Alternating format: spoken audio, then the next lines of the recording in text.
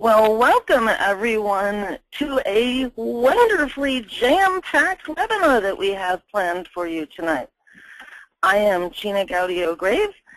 While I am the guest on tonight's call, our wonderful host, Ken Krell, is off somewhere in the Caribbean. Last I heard, he was, I think, near Jamaica, having a blast, from what I'm hearing, on the Marketers Crew. So Ken will not be joining us tonight. But I am here. I have super team with me to take care of things like technical issues, helping to monitor questions. I have one of my students and dear friends and partners, Tim Bennett, with us from the Philippines. So we have got a jam-packed night ready for all of you. Are we ready to go, super team?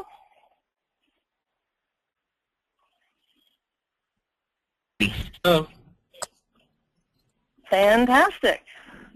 Well, let's just get this show on the road. Tonight we're going to be talking about building an online presence to explode your business. And you can kind of fill in the blank there with whatever kind of business you have. Whether you have a speaking business, an authoring business, an information marketing business, an offline business using the internet. You can really use your online presence to explode whatever kind of business you might be in. Before I get started with the meat of tonight's presentation, first, I would love to let you guys know that if you wait till the end of the program, I have got a fantastic bonus ready for you. So at the end of the presentation tonight, I'll be telling you about that.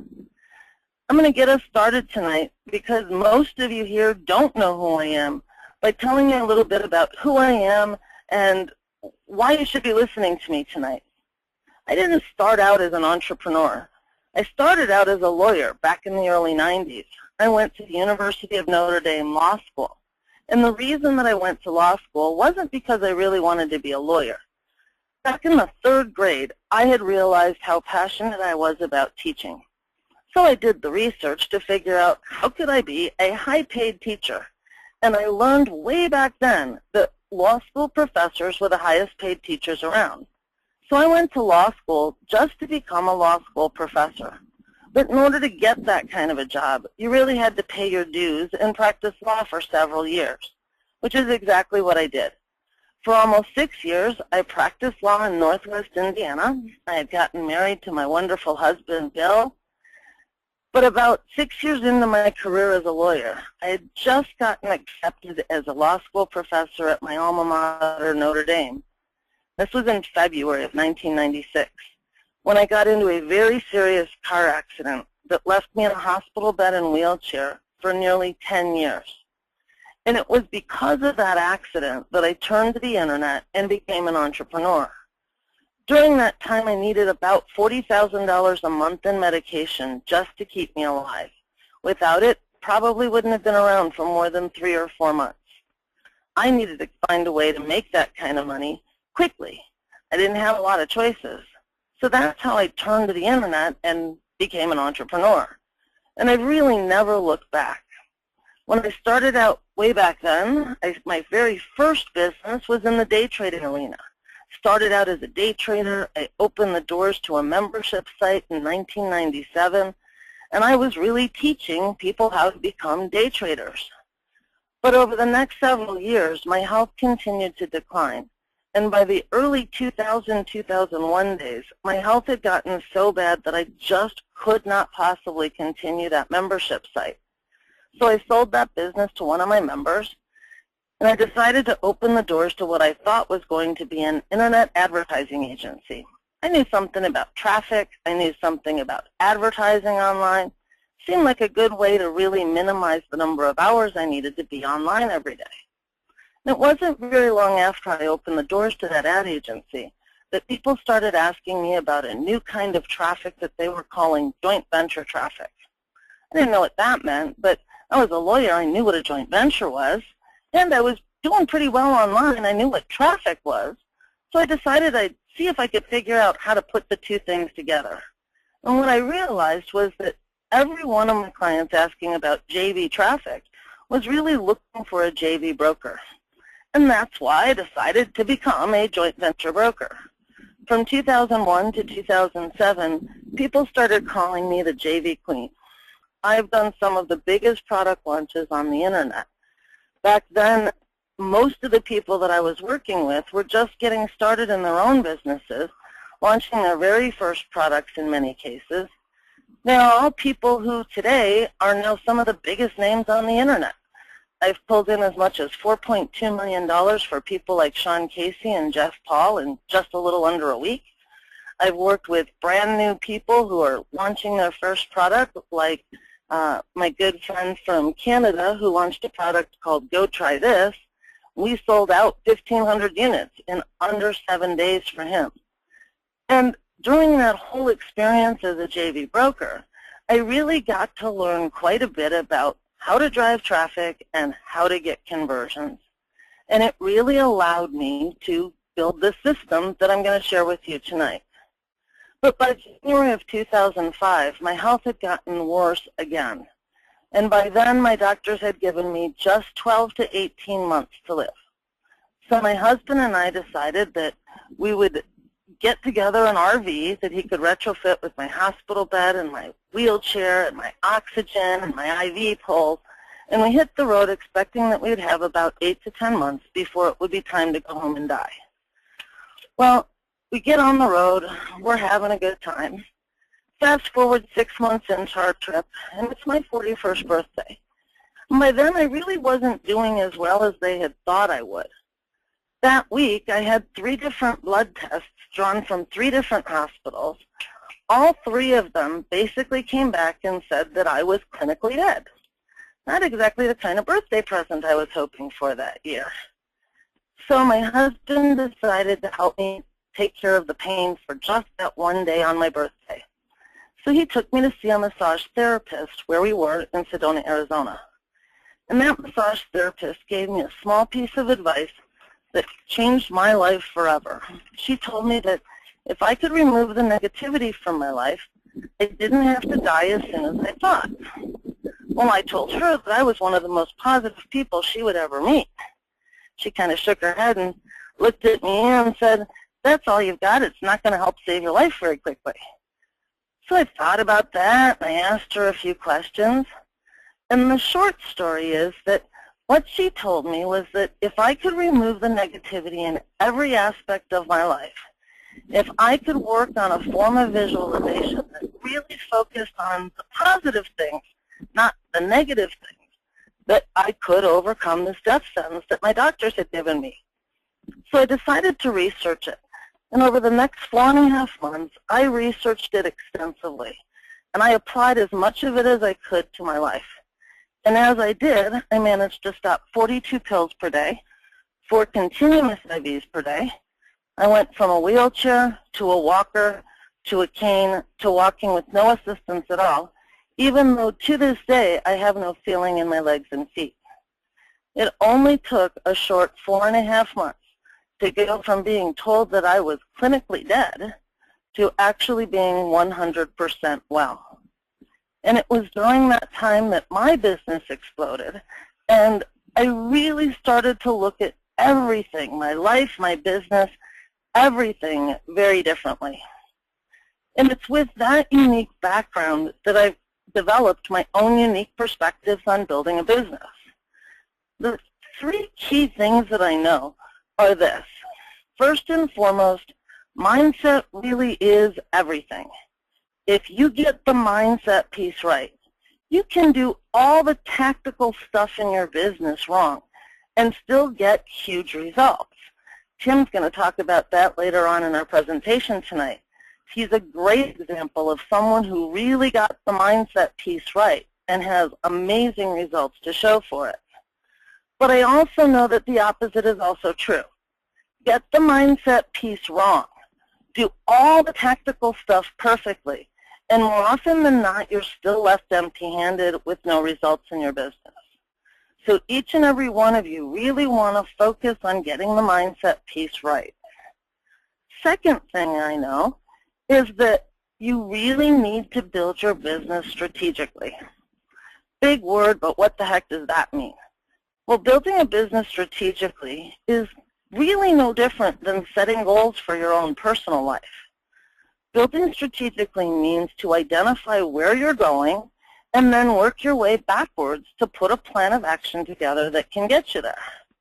If you can really start building your business strategically, figure out where you want to be in the next 1 to 3 years, it is so much easier to assure yourself that you will get those results every time. It's on purpose, not by accident. And that's a big part of what I'm going to be sharing with you tonight.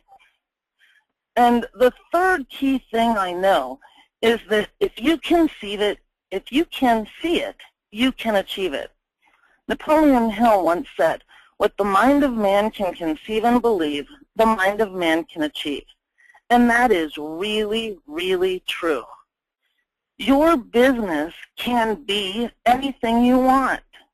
Your business can allow you to accomplish anything you can imagine. If you want to change the world, you can build a business that does that. If you want to make $1 million, you can build a business that does that. If you remember these 3 key ingredients, mindset is everything, build strategically, and if you can see it, you can achieve it. You can literally accomplish anything you want. Your success starts right here, right now, on this webinar tonight. Start thinking about what will you achieve in your business and your life. What is your vision for both your business and your life? What you really want to do is take a 3-step approach. You want to start out by outlining your goals. In as much detail as you can, what do you really want 1 to 3 years from now? For yourself, for your family or friends, for your prospects and customers, and even for the world. You want to make a list of what those goals are after you're done with tonight's webinar. What we're going to talk about tonight is primarily both number 2 and number 3 of this 3-pronged approach. Number 2 is planning your approach. How do you plan your approach? How can you build a plan that will ensure that you reach every one of your goals? I'm going to give you some examples of how to do that tonight. And then number 3, implement your plan. Well, that's what you do every day. Every day you're implementing a plan. But the reason that many of you aren't getting the results you want in your business is you're doing stuff, but it's not implementing a plan. You can only have a plan if you started with number 1, outlining your goals, number 2, figuring out the approach. So we're going to talk about how to do these 3 steps tonight. In planning your approach, you want to work your way backwards from your monetary goals to figure out what it is that you need to do to reach your goals. When you know how much you want to make per month, it's not enough to just say, okay, I want to make $10,000 per month. You need to know what that means. What is the price point of the product that you're going to sell that's going to help you make that $10,000 in a month?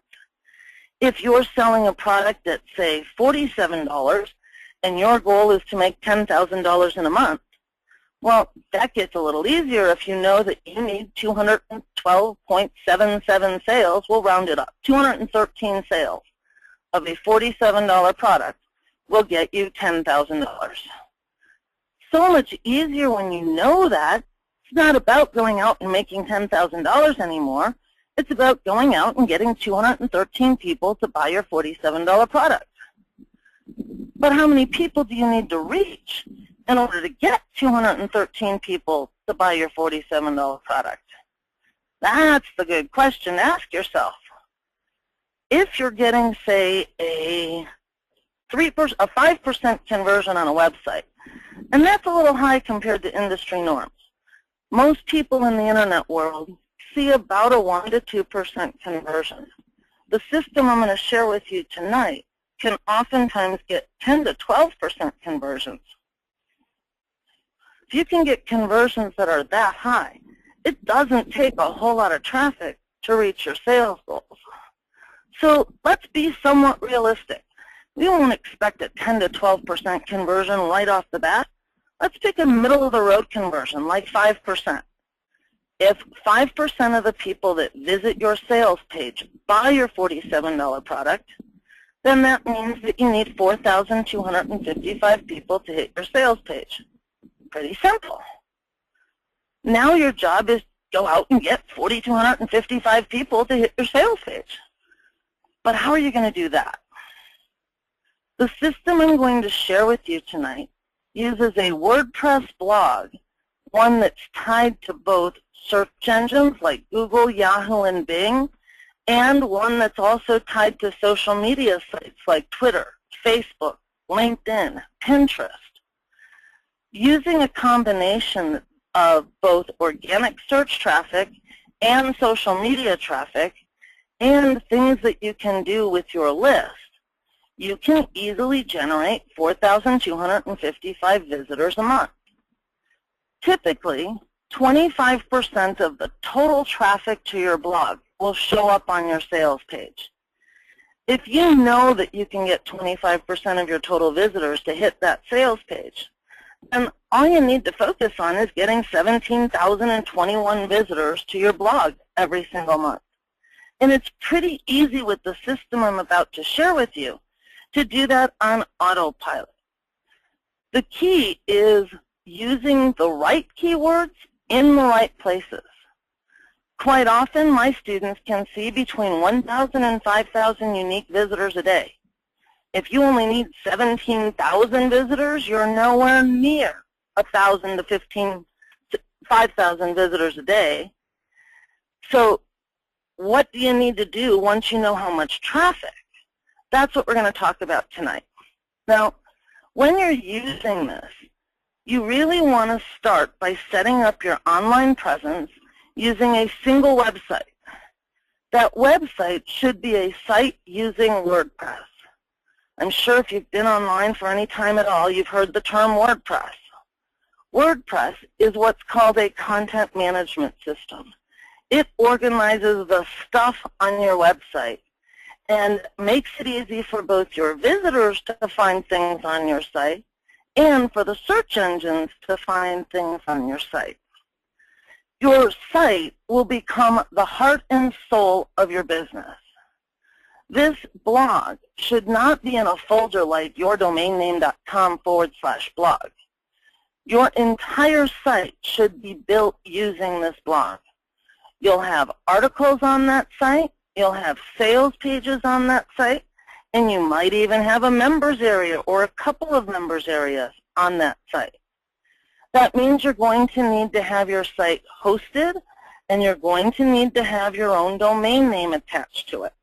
It's critical for the system to work for you that you do it that way.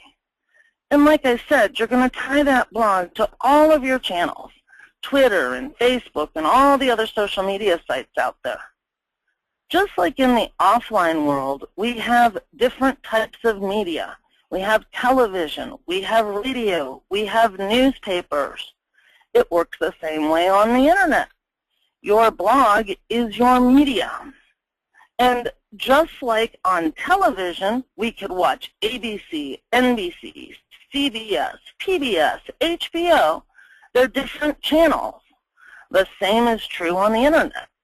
Your blog or website is your media, but you need a presence on many different channels so that your people can find you where they're at. Rather than you having to get and pull them in, you can kind of let them find you by having a presence on all of the different channels on the internet. And your blog will help you to do that. Tonight we're going to be talking about something called the magic formula for writing a powerful post. This formula is really both about using the keywords that will make it easy for your ideal customers to find you and writing content in a way that's likely to actually get conversions to happen. You don't want just traffic coming to your website. You need traffic that's going to convert into buyers. And the way that that works is that you've got to target your market in everything you do. You target your market through your blogging system, your traffic generation system, and your selling system.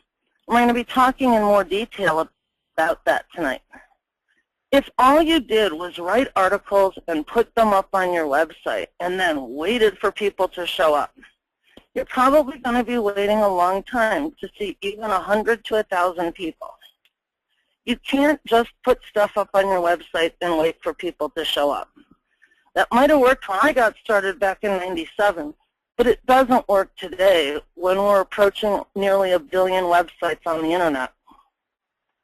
Today, once you've put something up on your website, you need a whole system for doing things to kickstart the traffic to that piece of content.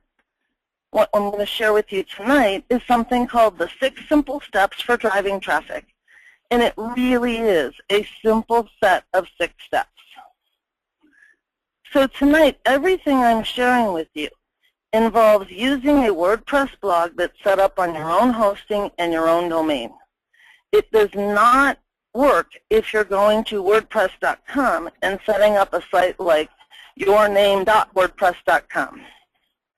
Why is it so important to use WordPress and have WordPress set up on your website, on your hosting, and your domain name? Well, there's a lot of reasons for it. First, there are so many people out there reading blogs every single day.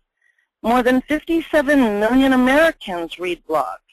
Over 346 million people worldwide read blogs.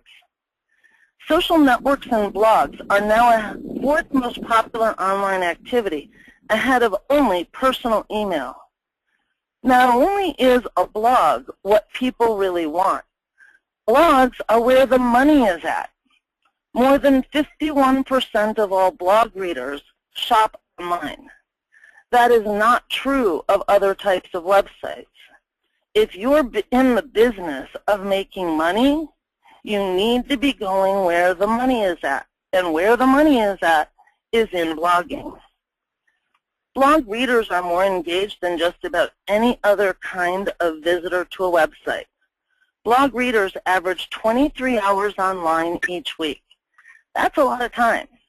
By having a blog, you help ensure that the people you reach are people who are likely to come back and stay on your site for a lengthy period of time.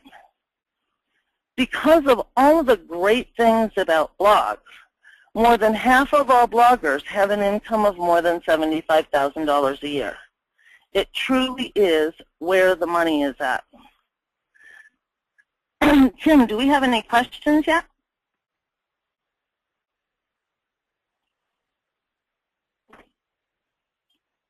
Maybe Super Team, if we have any questions, now's a great time to get me to answer them before I go into the 6 steps of what you guys need to do to get results with blogging. Hi, Tim.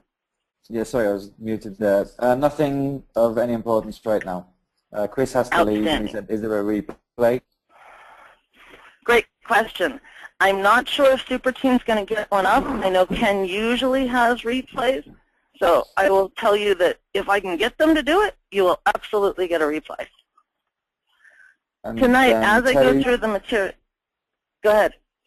Sorry, Terry is asking, he says WordPress, question mark. WordPress. WordPress is a piece of software that can be installed on any website, depending upon who you're hosting with. Most hosting companies have something inside them called Fantastico that makes it extremely easy to set up WordPress on your website. You don't need to be a programming guy or a techie genius. It's literally click a couple buttons and WordPress is installed.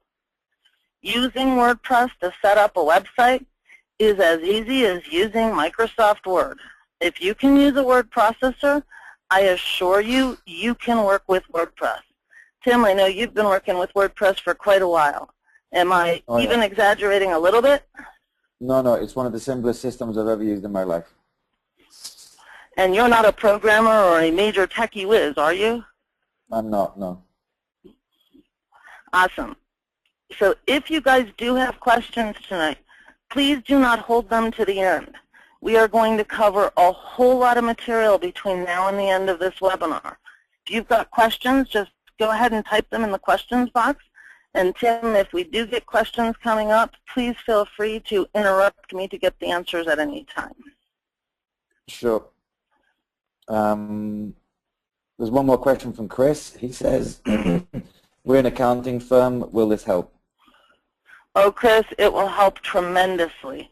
Probably easier to get this to help you than pretty much anything else you can do. To do the equivalent with paid advertising would probably cost you in the tens of thousands of dollars a month. That's how much traffic you can generate with the WordPress blog. What we're going to talk about tonight is how to do the keyword research that's going to ensure that you use the words that your ideal customers are out there searching for. Then where do you put those words to ensure that you do show up on the first page of Google? Your goal is never to get a #1 ranking on Google. I know that sounds kind of funny. Everybody here has probably heard that you want a #1 ranking on Google. So why do I tell you that that's not what your goal should be? Well, it's because it doesn't help enough. You need more than a #1 ranking on Google to get people to find you, get to your website, and actually take some action like opting into your list or buying something. Getting people to take action only happens when you're doing what I call dominating the search results. That's a little different than getting a #1 ranking on Google. When you're dominating the search results, on the first 5 pages of results, there are 50 entries.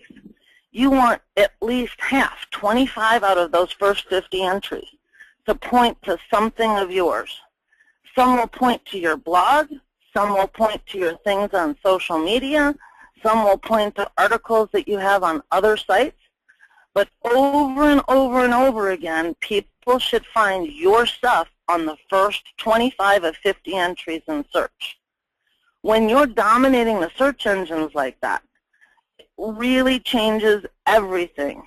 People subconsciously believe that the order that the search results appear is telling them who is the biggest expert in the eyes of Google, or Bing, or Yahoo, whatever search engine they happen to be using. If you show up in 5 of the first 10 entries on that first page, you are instantly the biggest expert in the eyes of Google, subconsciously.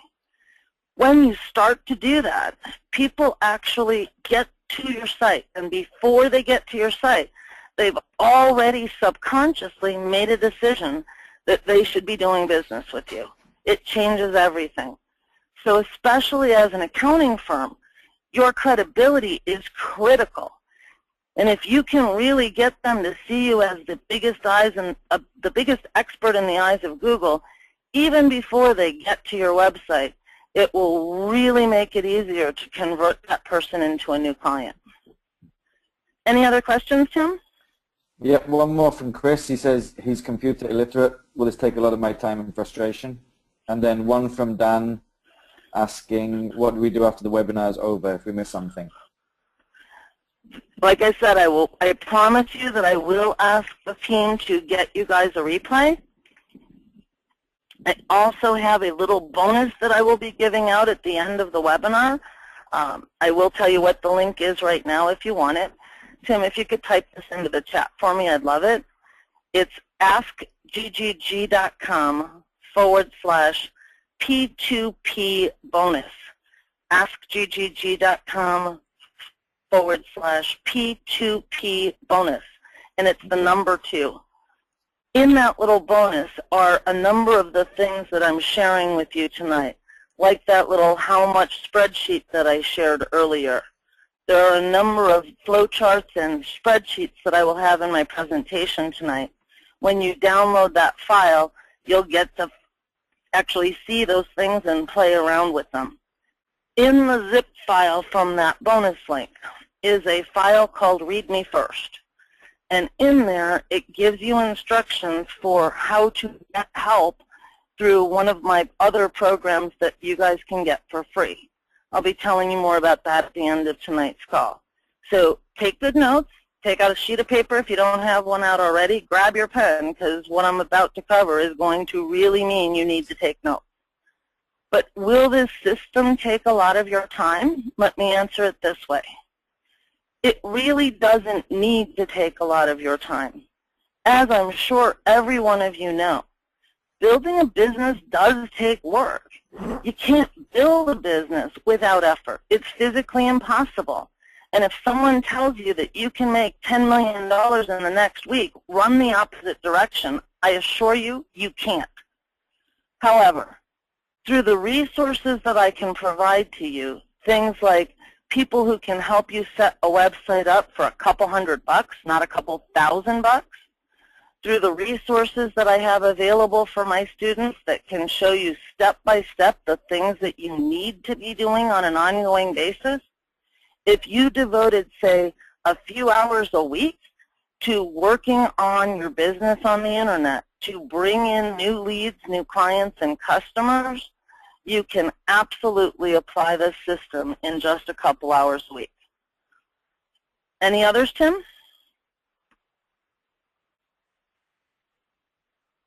I'll take that as a no. That's it, Gina, for now. Thanks. So how do you get results with blogging? There are 6 keys to getting results with blogging. And here's what I'm going to do. I'm going to bullet point them now. I'll pop them all up on the screen so that you can write them all down.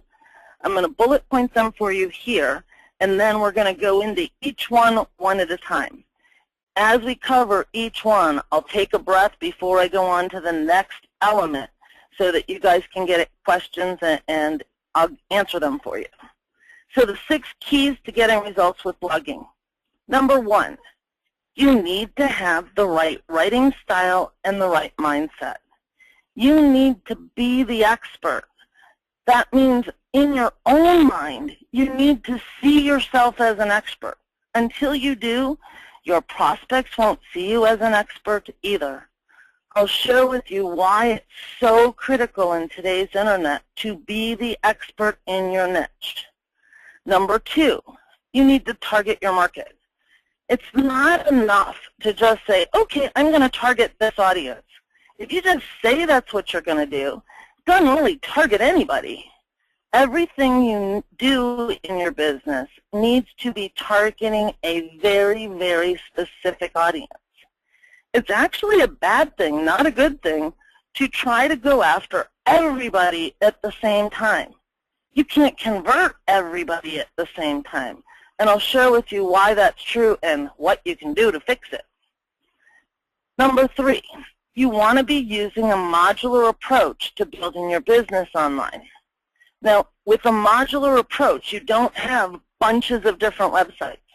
You have one website that is organized in a modular way. And I'll actually show you an image of what that means and what that looks like. You don't want to have 5 or 6 or 7 different sites set up for all your different products. If you do, it will be harder to get traffic. It will be harder to actually get conversions. It will take you more time, more effort, and more money to actually take care of it all, when just by combining everything into a single site, the outcome is exponentially more traffic and better conversions in the end. So we'll talk about that quite a bit tonight. Number 4, you need to use high-value keywords. High-value keywords are not words that when you go to Google and put in a word, tell you that there's 100 million competing search results. In order to be a high-value keyword, it means that there needs to be a large amount of demand, a low amount of competition, and a good amount of what's called commercial intent. The demand is determined from tools that can tell you how many people are searching for that word each day or each month. The competition is what's determined by going to Google, putting in a word, and looking at how many competing search results there are. You only want to target those words that have fewer than 1 million competing search results on Google, with quotes around the phrase. It's not easy to find keywords that have fewer than 1 million competing pages. We'll talk about what you can do to find them, what tools to use, and it is not Google's keyword tool. So that we're going to go into some detail over. Number 5, you want to use multiple creative formats on your website. You don't want to have some content in text, other content in audio, still other content in video, and still other content in pictures. Google really is looking for websites that will help them serve their searchers better. If you take a single piece of content and put it into multiple creative formats, in the eyes of Google, you are helping them to serve their searchers better because they know that every person has a different learning style. So many times, instead of writing 5 different pieces of content, one in audio, one in text, one in video, one in an image, and one in a slideshow, if you instead create one piece of content and put it in all 5 creative formats, you not only improve your search engine rankings, but because each creative format has a different entry in search, you are now starting to dominate the search results by creating less content in more creative formats. And I'll be sharing with you tonight how you can do that easily. And then the 6th key is blogging daily using the magic formula. And I'll be talking about what the magic formula is. So let's go and take a look at the first key element. You need the right writing style with the right mindset. Be the expert. If you don't see yourself as an expert, no one else will either. This is in part why it's so important to find what I call your profitable passion. Several years ago, a company called Bridge Ratings did a study of nearly 100,000 people. And they asked the question, if you were looking for a solution to a problem, who would you be most likely to turn to? When they did this early on, 2003, 2004, number 1 answer was religious leaders, then teachers, then family, friends, and acquaintances. Well, they repeated that study 5 years later, and they got very, very different results. The second time they asked the same question, their number 1 answer became strangers with experience, then family, friends, and acquaintances, then teachers. Why such a huge difference? It was because of the internet. By 2007, 2008, when they repeated the study the last time, the internet became the place to find strangers with experience. If you're a stranger with experience who is an influencer in your niche, people will flock to you like nothing you've ever seen before. So how can you be that expert in their eyes? Well, you really want to go and figure out what your passion is.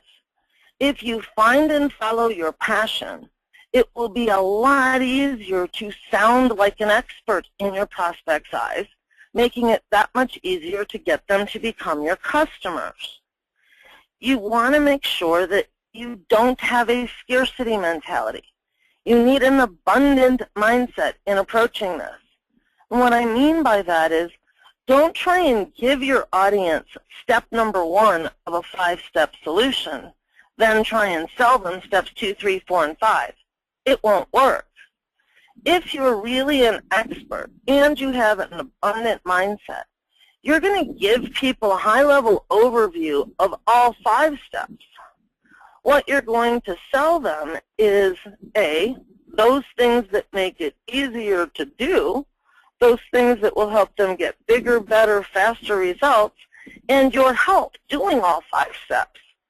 If you really approach what you're about to do with your website with an abundant mentality and really become that expert in your own eyes and an influencer, you will get more people to want to do business with you than anything else you can ever do. Someone who's an expert and an influencer talks with an air of authority. They know their stuff. They're not umming and erring. You can really tell. I kind of know the subject matter that we're talking about tonight. I've been around a long time. I've been doing this stuff a long time. Even if you haven't been doing what you do for a long time, You need to talk with an air of authority. And that can oftentimes be accomplished by talking in shorter sentences and paragraphs, asking lots of questions like, are you getting this? Does this make sense to you? Can you see why this is so important? When you're asking those kinds of questions, and they might seem rhetorical, more often than not, your readers will actually be answering out loud as they read your stuff on their computer, their cell phone, their iPad, their whatever. So if you can talk with an air of authority, keep your sentences short and punchy, not more than 3 to 4 lines per paragraph. Ask lots and lots of questions. Put some bulleted lists into everything you do. Make what you're putting up appeal visually to the skimmer, and write for about a second grade reader, no matter who your audience is, whether they're college educated, grad school educated, doesn't matter. In our internet world, people are multitasking, and if you're writing for an advanced degree reader, people will not be able to concentrate on your stuff long enough to read it. They'll leave and go find somebody else that makes it easier for them to get through your stuff. So really become the expert, the influencer, and master the air of authority. It will serve you well, and it will serve your prospects well, turning them into customers every time. The second key to getting results with blogging, target your market. So what the heck does targeting your market mean? Well, first, targeting your market means going after an audience that shares a common problem or a common set of problems. You need to be able to find the people that share that common problem in a group. You don't want to find a problem that you can help them solve where you've got one person with that problem over here and another person who's got the problem over there and a third person on another place. Makes it too hard to get results going. You want to be able to see that there's Facebook groups that deal with that problem, LinkedIn groups that deal with that problem, Google Plus communities that deal with that problem, forums that deal with that problem. The more you can find your audience hanging out as a group, the easier it will be to get your business off the ground. In this case, competition is not a bad thing. Don't think for a minute that if you've invented the brand new, super amazing solution to something, that means you're going to make hundreds of millions of dollars instantly. More than likely, there's so much stuff on the internet today that if you think you have a new idea, it's probably not that it's new. It's probably been out there before, tried and tested, and it probably didn't work, which is why you're not seeing it out there now. You want to target a market in an arena where there is some competition. It tells you that there are people out there making money with that topic right now.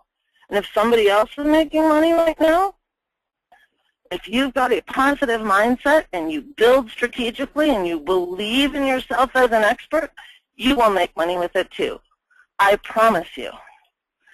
Now, the other important thing about targeting your market is that whatever problem that you're going to help your audience to solve, it has to be a problem that your audience knows that they have, that they actively are out there looking for a solution to. If you created the best, most amazing solution that will solve homelessness, and you went out there and tried to sell it to homeless people, you're not going to make a whole lot of money from it. Number one, they're probably not out there looking for that solution. Number two, they don't have any money to pay you for that solution. There are two kinds of problems.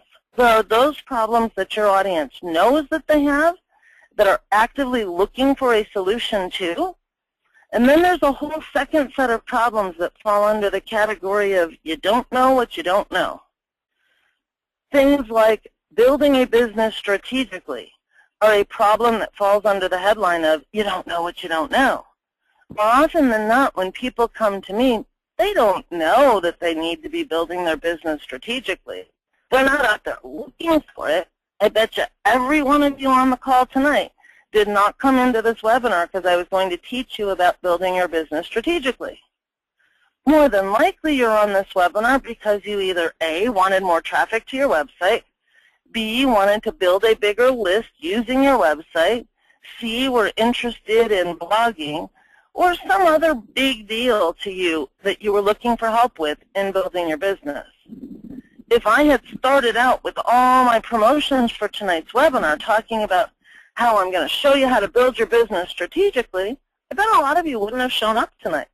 That's the difference. You need to give your prospect, sell your prospects what they want, and simultaneously give them what they need. So it can be a little tap dancing sometimes. Everything's about positioning. So you really need to think through what problems do your audience really know they have that they are actively looking for a solution to. Success in targeting an audience means three things. First, you've got to reach the right audience. Then you've got to reach them with the right message. And third, you've got to reach them at the right time.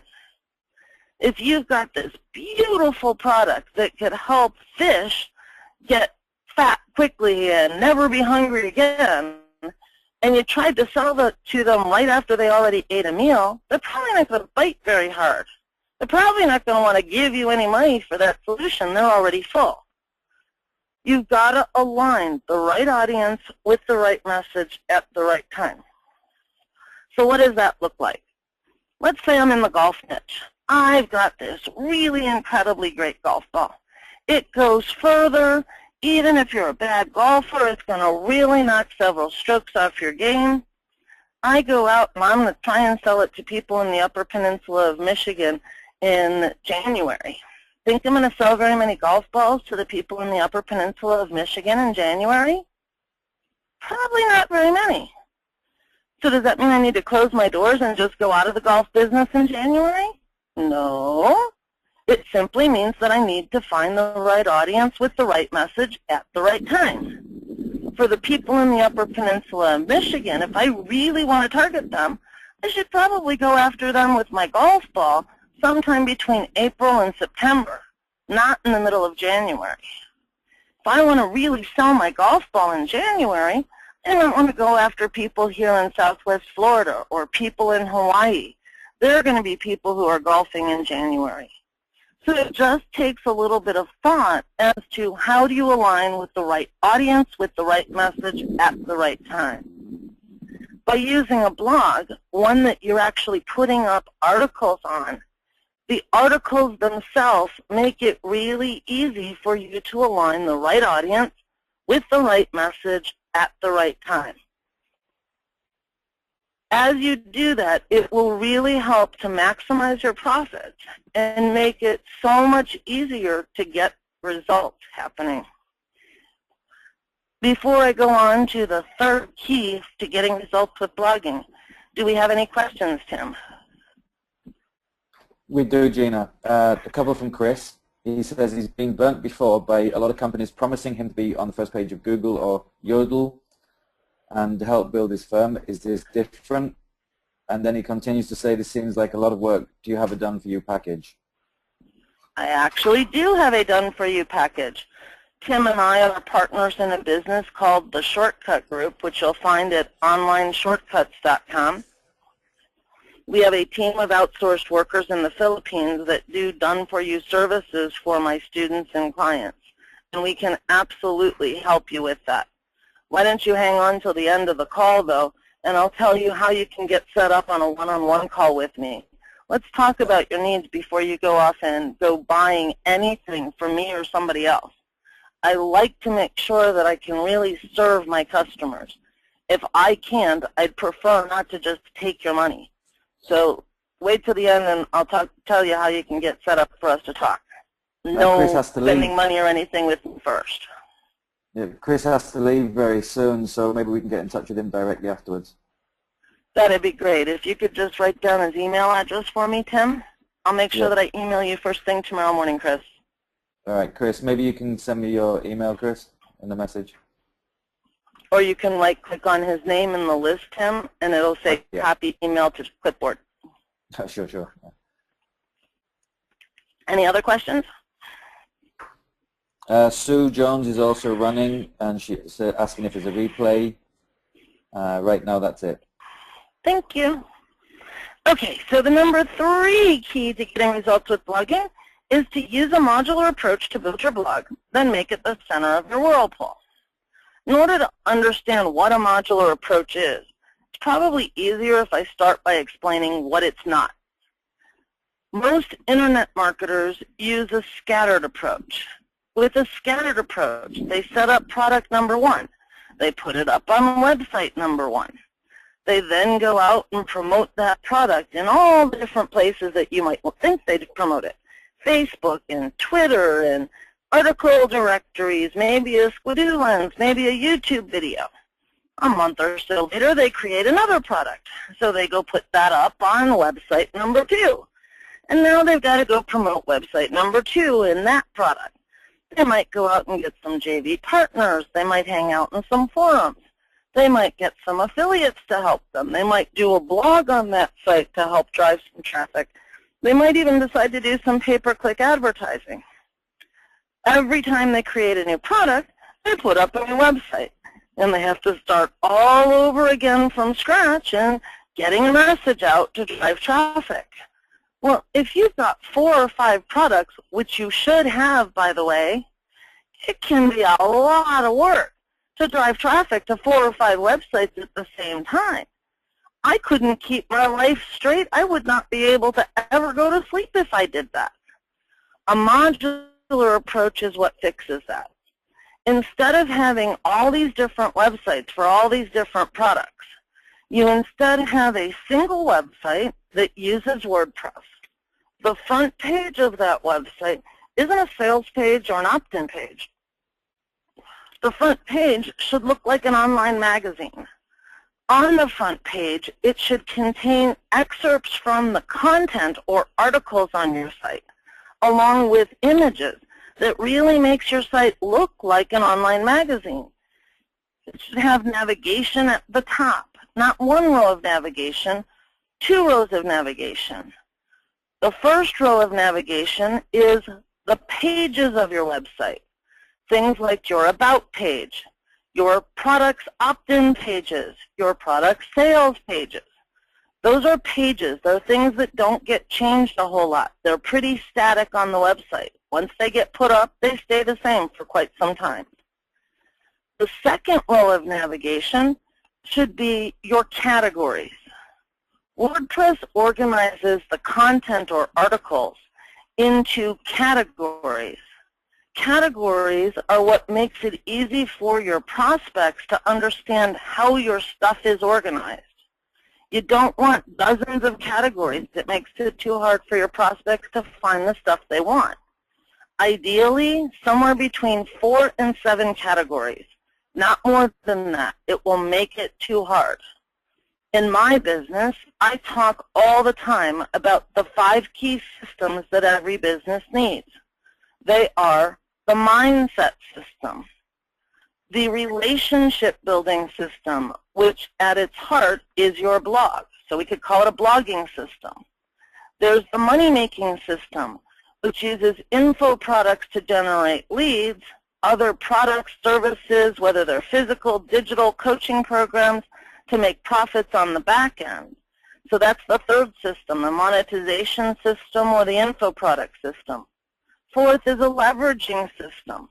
Joint ventures and strategic alliances can help you get any asset your business needs. You want a whole system for getting leverage in your business using joint ventures and strategic alliances. Last and probably most importantly, once you've got those first 4 systems in place, everything is about traffic and lead generation, including list building. So on my site, I might want to have 5 categories, 1 for each of those 5 key systems: the mindset system, the blogging system, the money or information product system, the leveraging system or joint venture system, and the traffic and lead generation system or list building system. Think about what you're going to be sharing with the world. Whether that's digital products, physical products, services, doesn't really matter. What are those 4 to 7 topics that make the most sense given what it is that you're going to make your money with? That's what you want to use as categories. You then want to have a sidebar on your home page. You'll see some sites that use a left-hand sidebar. I have tested this on hundreds of different niches, thousands of different websites.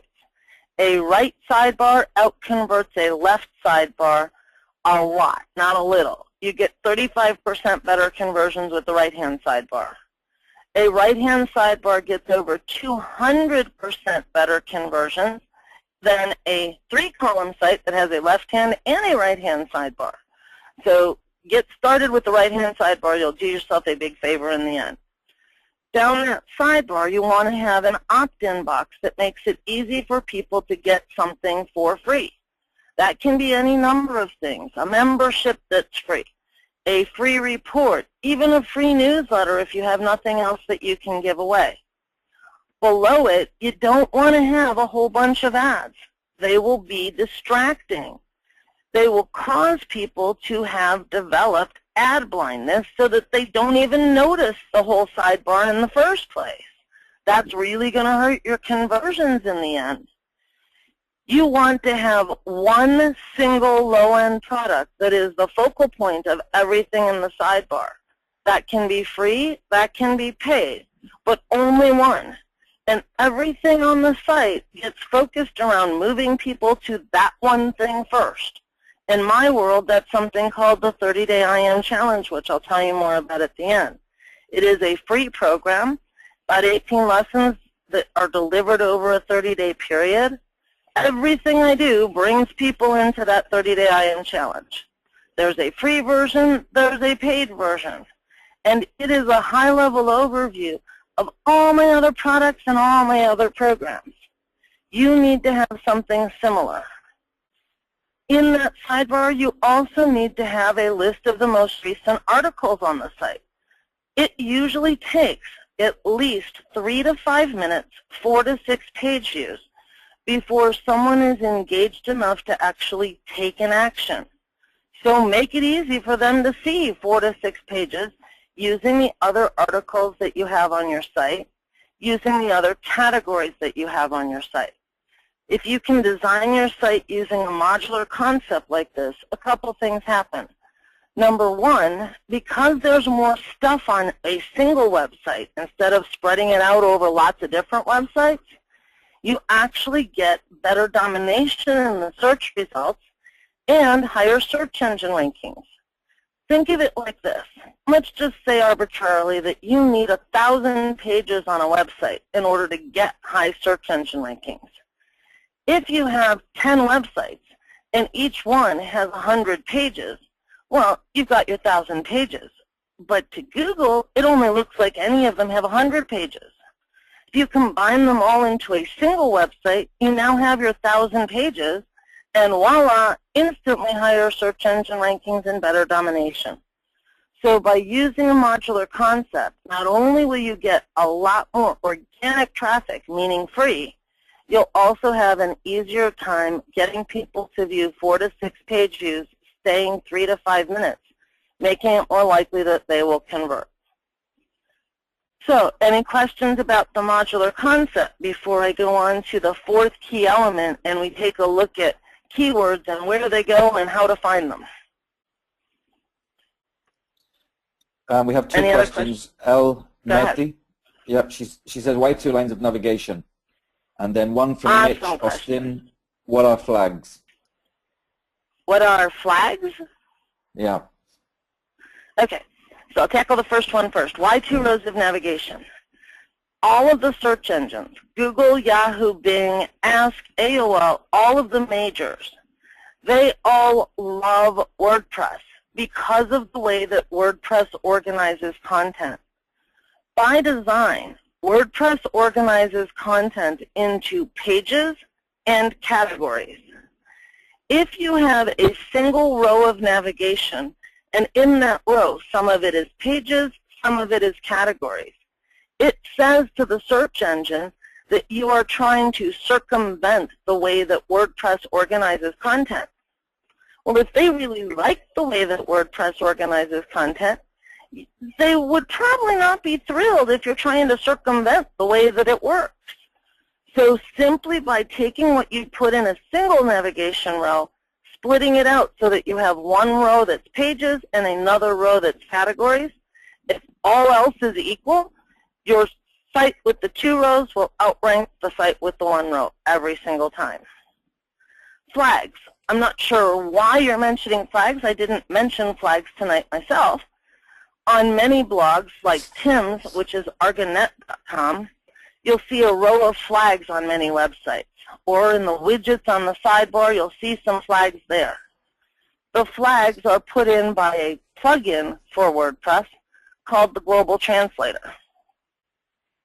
You don't want to get traffic just in your native language or in the language that you're writing in your website.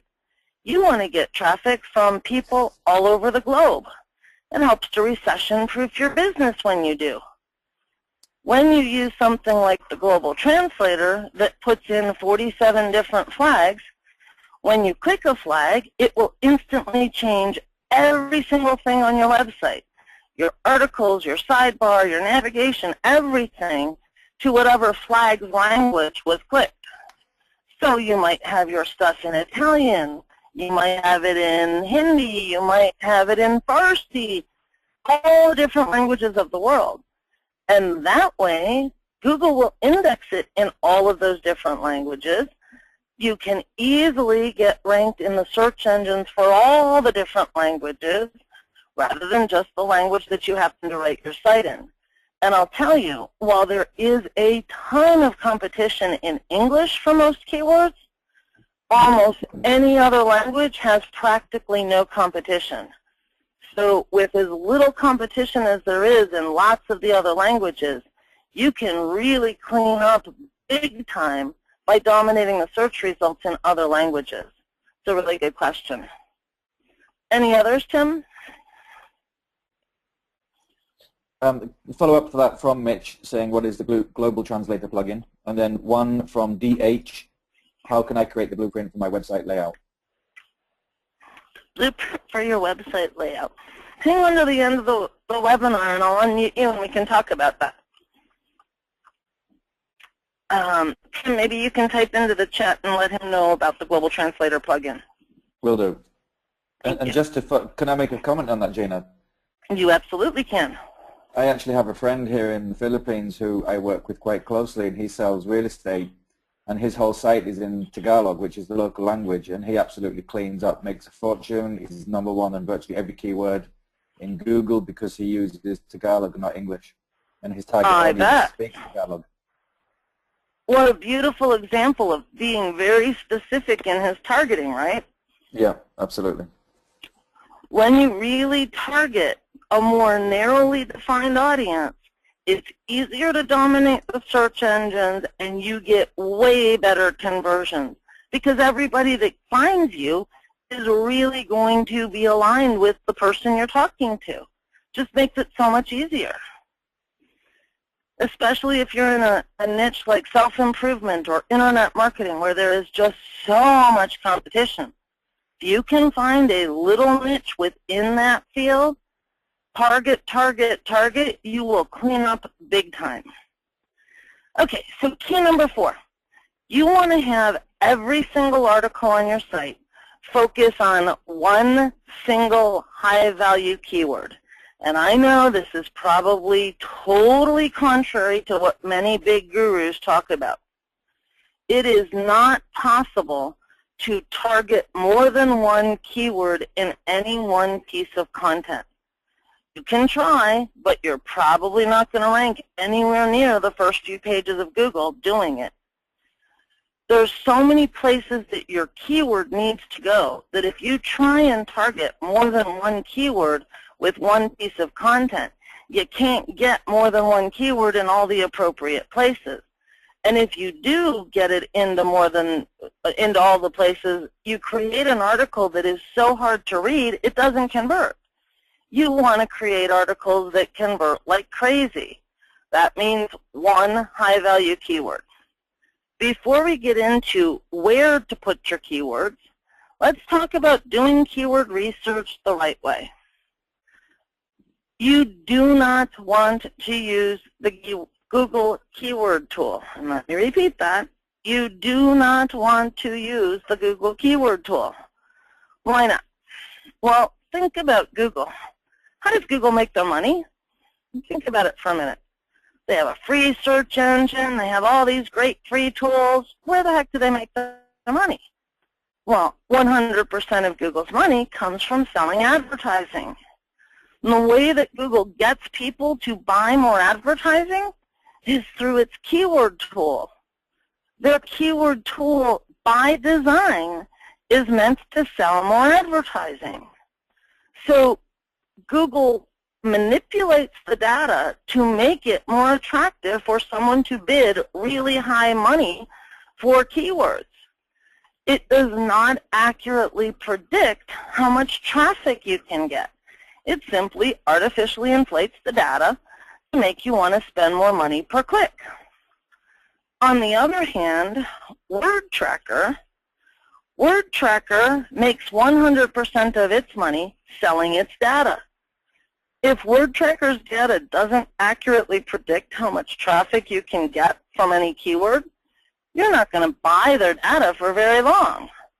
So WordTracker has a vested interest in making it a really good predictor of traffic. If you look at any tool that uses WordTracker data and compare the data or numbers to the Google keyword tool, you will see drastically different numbers. It's really, really obvious in those keywords that relate to local businesses. Look up something like Orlando, Florida plumber in Google's keyword tool. It'll tell you that there's tens of thousands or hundreds of thousands of searches per month. On the other hand, go look in a WordTracker tool for Orlando, Florida plumber. There's probably a couple hundred at most. It's just how the data is manipulated. It's not that Google's lying. They're just organizing the data in a creative way. Even though they've got an option that says exact match isn't really exact match. And yet, the way that traffic happens, it is very, very literal. If you use a three-word phrase in the singular and it's in present tense, you're going to get traffic from that exact three-word phrase, not from the plural, not from the past tense, not from the future tense. Unfortunately, in Google's keyword tool, even when you tell it exact match simply means those words in that phrase, but it can also add to it the singular, the plural, the past, present, and future tense. So the data makes it look like there's a whole lot more demand than there really is. A great WordTracker-based keyword tool is an add-on to Firefox called SEO Blogger. It is 100% free. The data is a little bit outdated by 30 days because, of course, WordTracker wants people paying for its data. Trust me when I tell you that the keyword data does not change often enough to make 30-day-old data bad. As long as you go and update your keyword research quarterly, 30-day-old data is totally fine. You don't need a big, expensive package to go get data. So what data do you need? You need to look at three different elements. First, you need to look at the number of searches per day or per month. That's the demand. How many people are there that are actually looking for that term? Next, you need to know how much competition there is.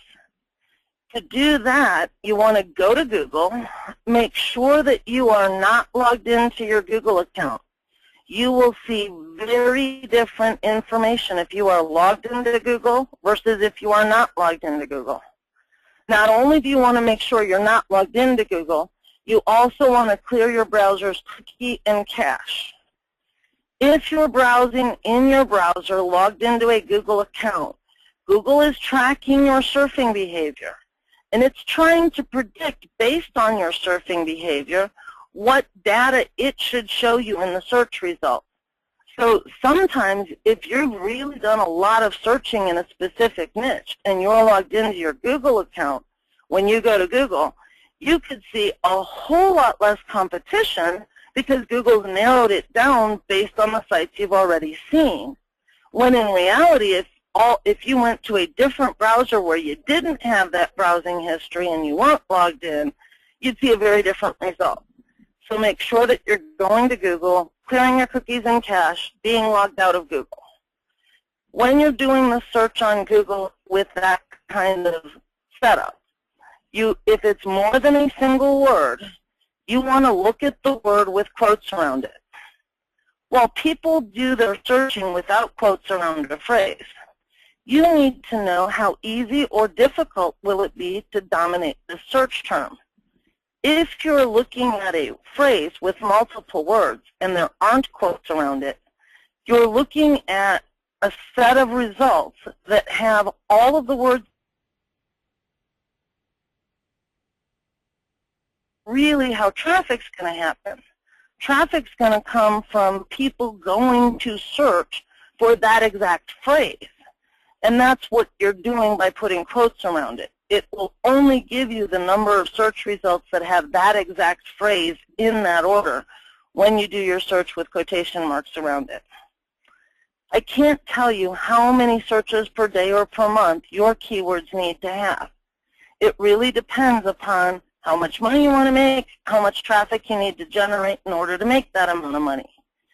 A rough rule of thumb is that you're looking for keywords that have fewer than 10,000, you're looking for keywords that have more than 10,000 searches per month. In other words, more than 333 searches per day. You're also looking for keywords that have fewer than 1 million competing results on Google when you're logged out and you look at the phrase with quotes around it. But it's not enough to just see the demand and the competition. If you're really in the business of making money, you need to be using words that have a strong commercial intent. I wish I could tell you to find out commercial intent, you just go to this little tool and it'll give you a number. It doesn't really exist. Commercial intent is a little bit subjective. Commercial intent is going to tell you how likely someone is to actually want to buy something when they do a search. Somebody searching for, say, free online ebook golf swing. They probably don't want to buy your ebook about improving your golf swing. They want a free ebook about your golf swing. You want keywords that are likely to bring you buyers, not just tire kickers. So how do you know whether they're buyers or not? Sometimes, just by the nature of the phrase, you can tell that it will bring you buyers instead of tire kickers. For example, if you take any word and add to it DVD, CD, tool, equipment, clothes, all of those are things that people don't expect to get for free. They really expect to have to pay for them. So if you're in the yoga niche, you do a search for yoga. Yoga doesn't really have very much commercial intent. But yoga CD, yoga DVD, yoga tool, yoga equipment, yoga clothing, all of them do have commercial intent. And the way that you can measure commercial intent is by looking to see how many paid ads there are for any word or phrase. If you can really see paid affiliate ads rather than just any paid ads, affiliates don't make much money when they're selling stuff. So if you see there are paid affiliate ads several days in a row, it's telling you somebody's out there making money with that keyword. And if anybody's out there making money with that keyword, you can make money too. How do you find paid ads and the number of paid affiliate ads? I've got a great little tool that I use. It's not real expensive, but it can easily show me how many paid ads there are on Google and Yahoo, and how many paid ads there are that are affiliate ads. makes it really easy. Or you can kind of see it on a tool that has a free version and a paid version. It's called iSpionage. The word espionage, but starts with an I instead of an E. iSpionage.com. Don't buy the paid version. It's really expensive.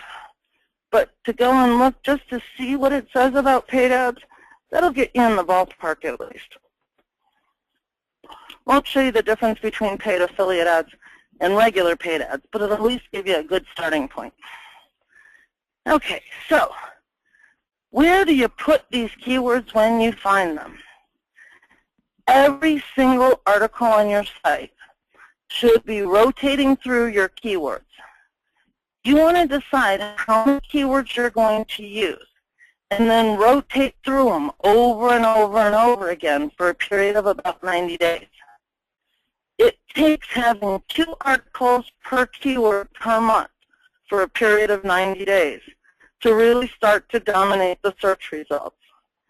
If you only want to write a couple of articles per week, well, it's going to be really tough to use more than a couple of keywords.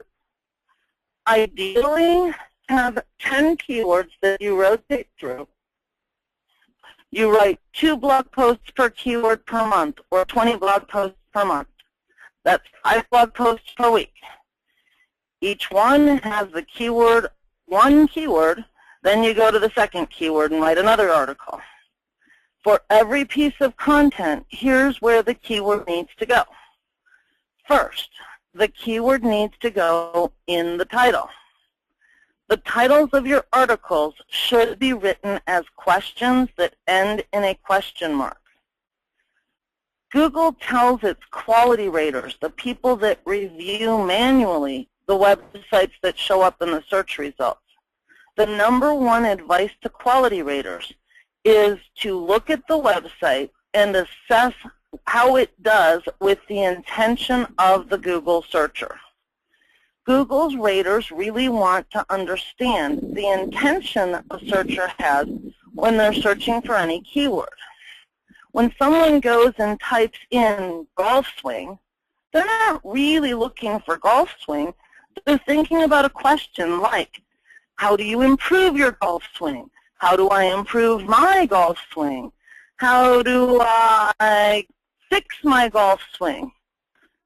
If you write your titles as questions then in a question mark, and you really guess the question that the searcher is asking themselves when they put that phrase in the search engine, you're going to get lots more people who come to your site on finding you in search, and it's going to be a lot easier to get them to buy.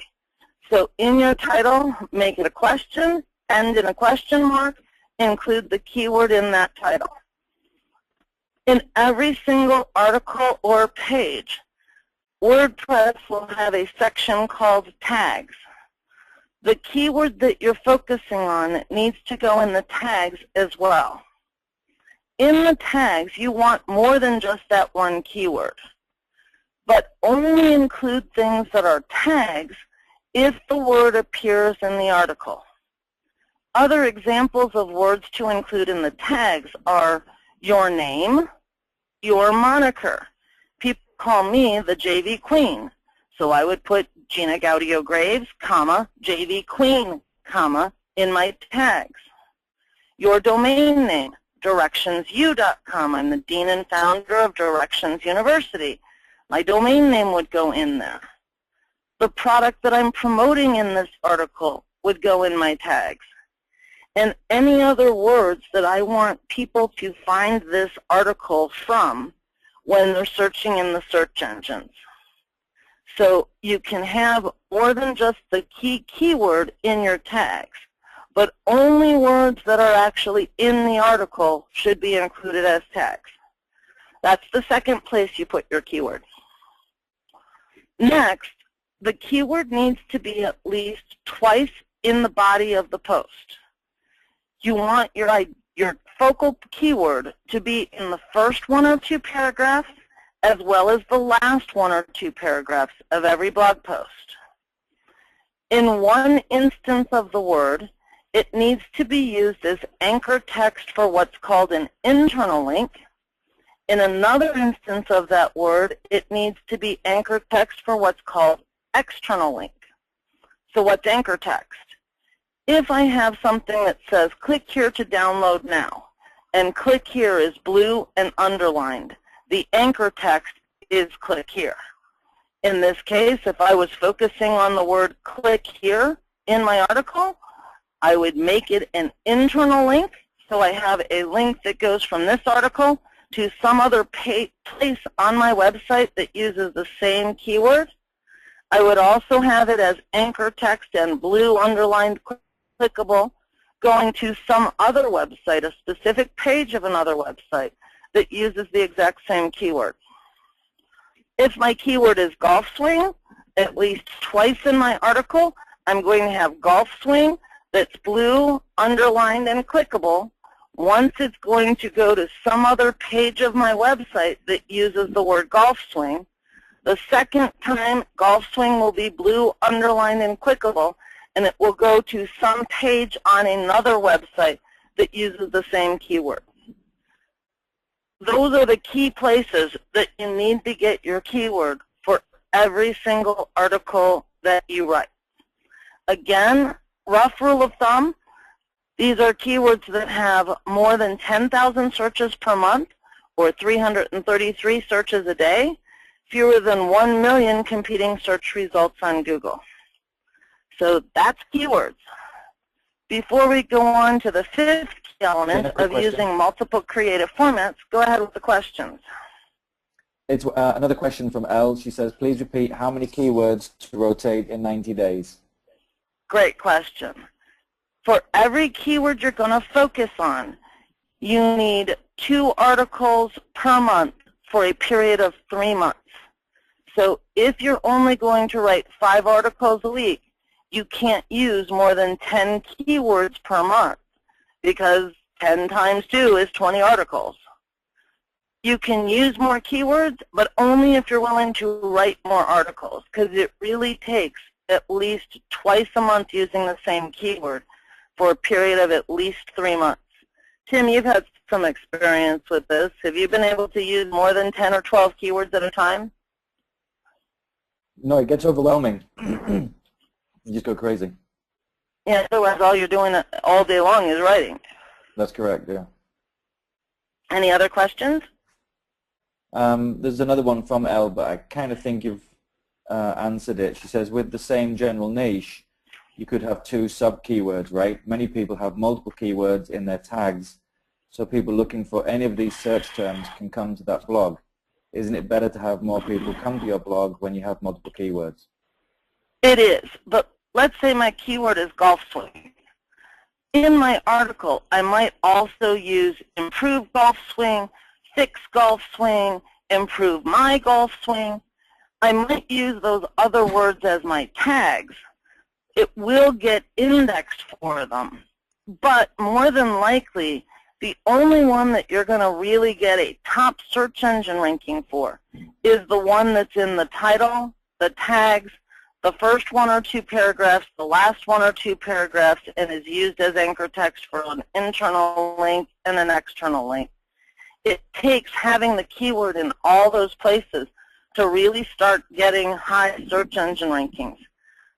The less competition there is for your keywords, the better. If you're in a niche where there's very little competition, and you can find a ton of keywords that have, say, 40 or 50,000 competing search results, which is practically no competition at all, you might be able to get ranked for multiple keywords in a single blog post. But honestly, I have seen lots of niches, short of, say, the dog relaxation niche, which is really, really small. The first time I found dog relaxation CD, there were only 202 search results for it. That one you might be able to get multiple keywords into a single article and rank for all of them. But that's a really teeny, tiny, narrow niche with practically no competition. The more competition there is, the less likely you'll be to actually get ranked for multiple keywords in a single post. Have you seen that as your experience too, Tim? Correct, yes. Great.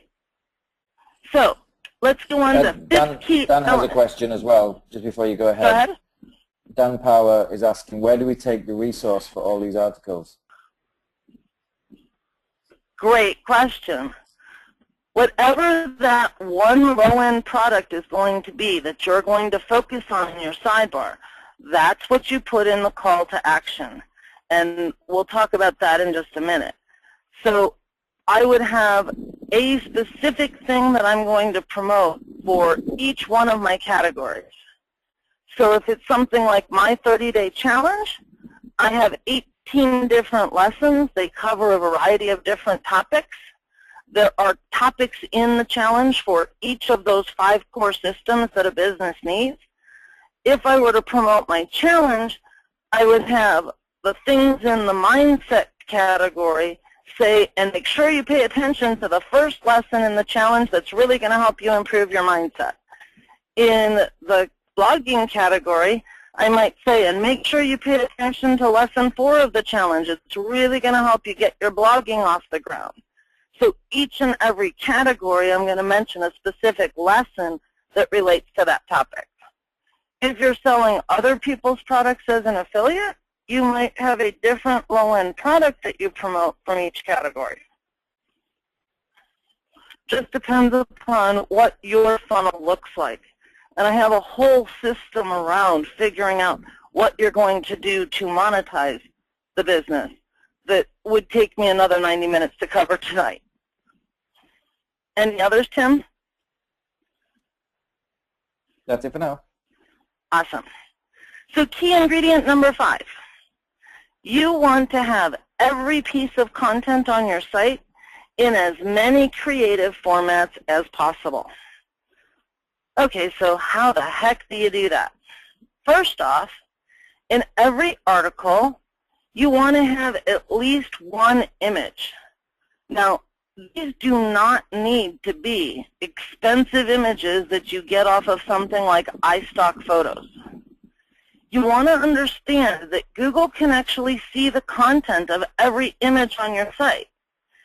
A few years ago, Google developed something called Google Goggles. It's an app for Android phones, and now there's a version out for iPhones as well. With Google Goggles, you can take a picture of anything. Do that in Google Goggles. Google will identify that thing and go and look within a certain radius of where you're located to find all of the places that you can buy that thing and tell you the price of every place that carries it. That might be a tree, a shrub, a bush.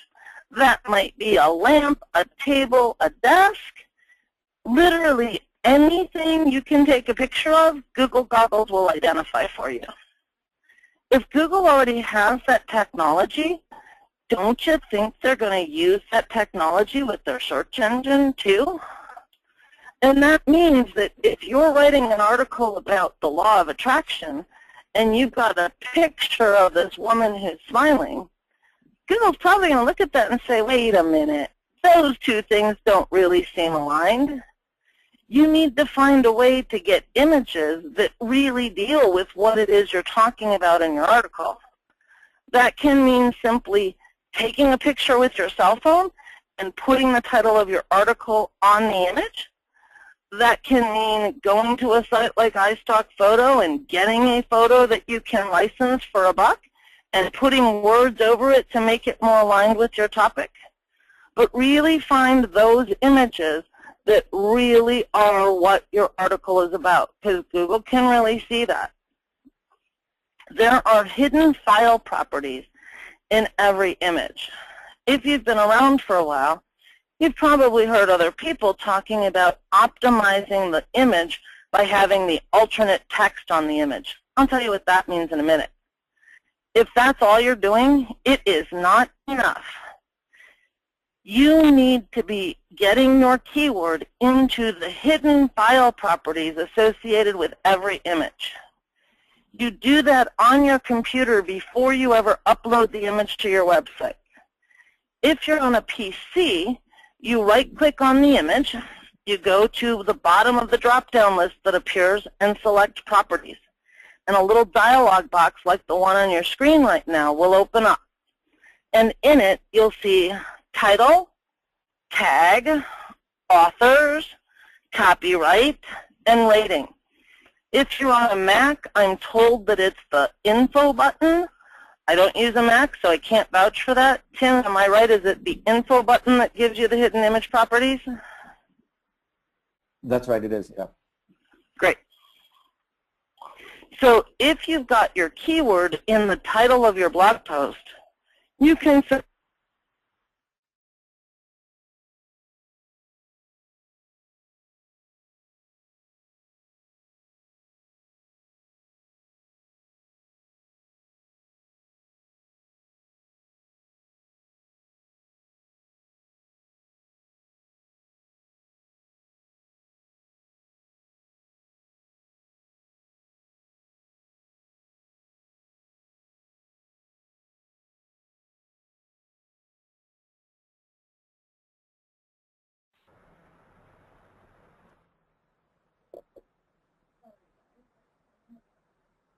Gina will be right back. I guess she's having a technical problem, but if you just hold on for a moment.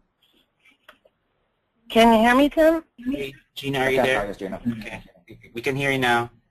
Great, thank you. Sorry about that, guys. I didn't mean to get disconnected. So, where did you lose me, Tim? Do you know? It was only a few seconds, so not too long. Okay. So, if your title of your blog post has your keyword in it, You have a very now we've got an echo. Yeah. Let's see, is it gone yet? No. Let me see. Still there? It is at the moment, yes. Somebody from Super Team must have muted. Could we maybe remute the other people in the panelists? And if not, I'll Just call Tim back. and Oh, that's you worse. unmuted. I think it's from you, Fred. So I am. How's How that, about Gina? now? Yeah, it's Fred. It is Fred? Yeah, I just muted him. Awesome. Is this better now? Yes, very much. Okay. So going back to optimizing your image properties. If your title has your keyword in it, in the title of your blog post, you can simply take the title of your blog post and copy and paste it into the title of your image. If you've already got your keyword in your tags for your blog post, copy all of your tags and put them in as the tags for the image. Rate your image with 5 stars. Nobody's going to mind. Tell Google it's a great image by rating it with 5 stars. In the author field for the hidden properties, get your name and your domain name. I would put Gina Gaudio Graves for www.directionsu.com. If it's not your original image, don't put your stuff in the copyright. Just not right to do that. But if it is an image you've created or an image you've taken a cell phone picture and turned it into an image for your website, by all means, put your stuff in the copyright. I might put copyright 2013 by www.directionsu.com for the Abundance Group LLC, period, all rights reserved. So I get my domain name, my company name, the year, all of it into my copyright. And then I simply hit apply and OK. Now I've optimized my hidden files for my image. It will make a huge difference in the search engine rankings for this image. Now when I go to upload that image onto my website, I want to also optimize the HTML properties. In WordPress, it makes it very, very easy to do this.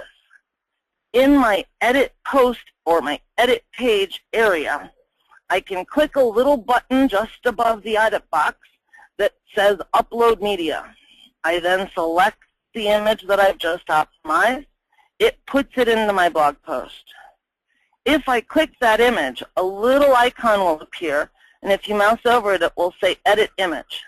And when you click it, it opens up the dialog box that's here.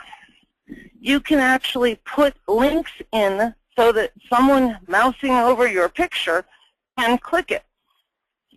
It's a good idea to make the link in your picture go to whatever resource you're promoting from this article. Again, get the title of the blog post into the title and alternate text fields of the image. Just doing that between the hidden properties and the HTML properties will massively improve the search engine ranking of your website, especially of your image. Now, you can also find ways of getting your articles converted to audio and or to video. There are tons of tools out there that can let you create videos very, very easily. Some can even do it in an automated way. Tim and I first met when he started using a tool that I created several years ago that's called My Instant Video that lets you publish an article on your blog, and it automatically converts it to audio and to video, puts a little button at the top of your article that says play audio and another that says play video. If Tim puts an image in his blog post, that post is now in text format, it has an image, it has an audio, it has a video. Instead of just getting one first page ranking on Google, that article now has a chance to get four first page entries on Google from one single article, because each and every creative format gets indexed separately. I've had sites from students with fewer than 30 articles. All of them have images, all of them converted to audio and video, that in less than 2 months went from being brand new to becoming Google authority sites with page rank of 5 or higher in under 2 months with fewer than 30 articles. That's your ultimate goal. You want to become an authority in the eyes of Google, which means that you have a Google page rank of 5 or higher. When you become an authority in the eyes of Google, you easily get first page search engine rankings for any keyword you want to go after. And that's the key to really getting great traffic from organic search. Before I go on to the next element, Tim, of talking about the magic formula for writing a powerful post, any other questions? No questions right now.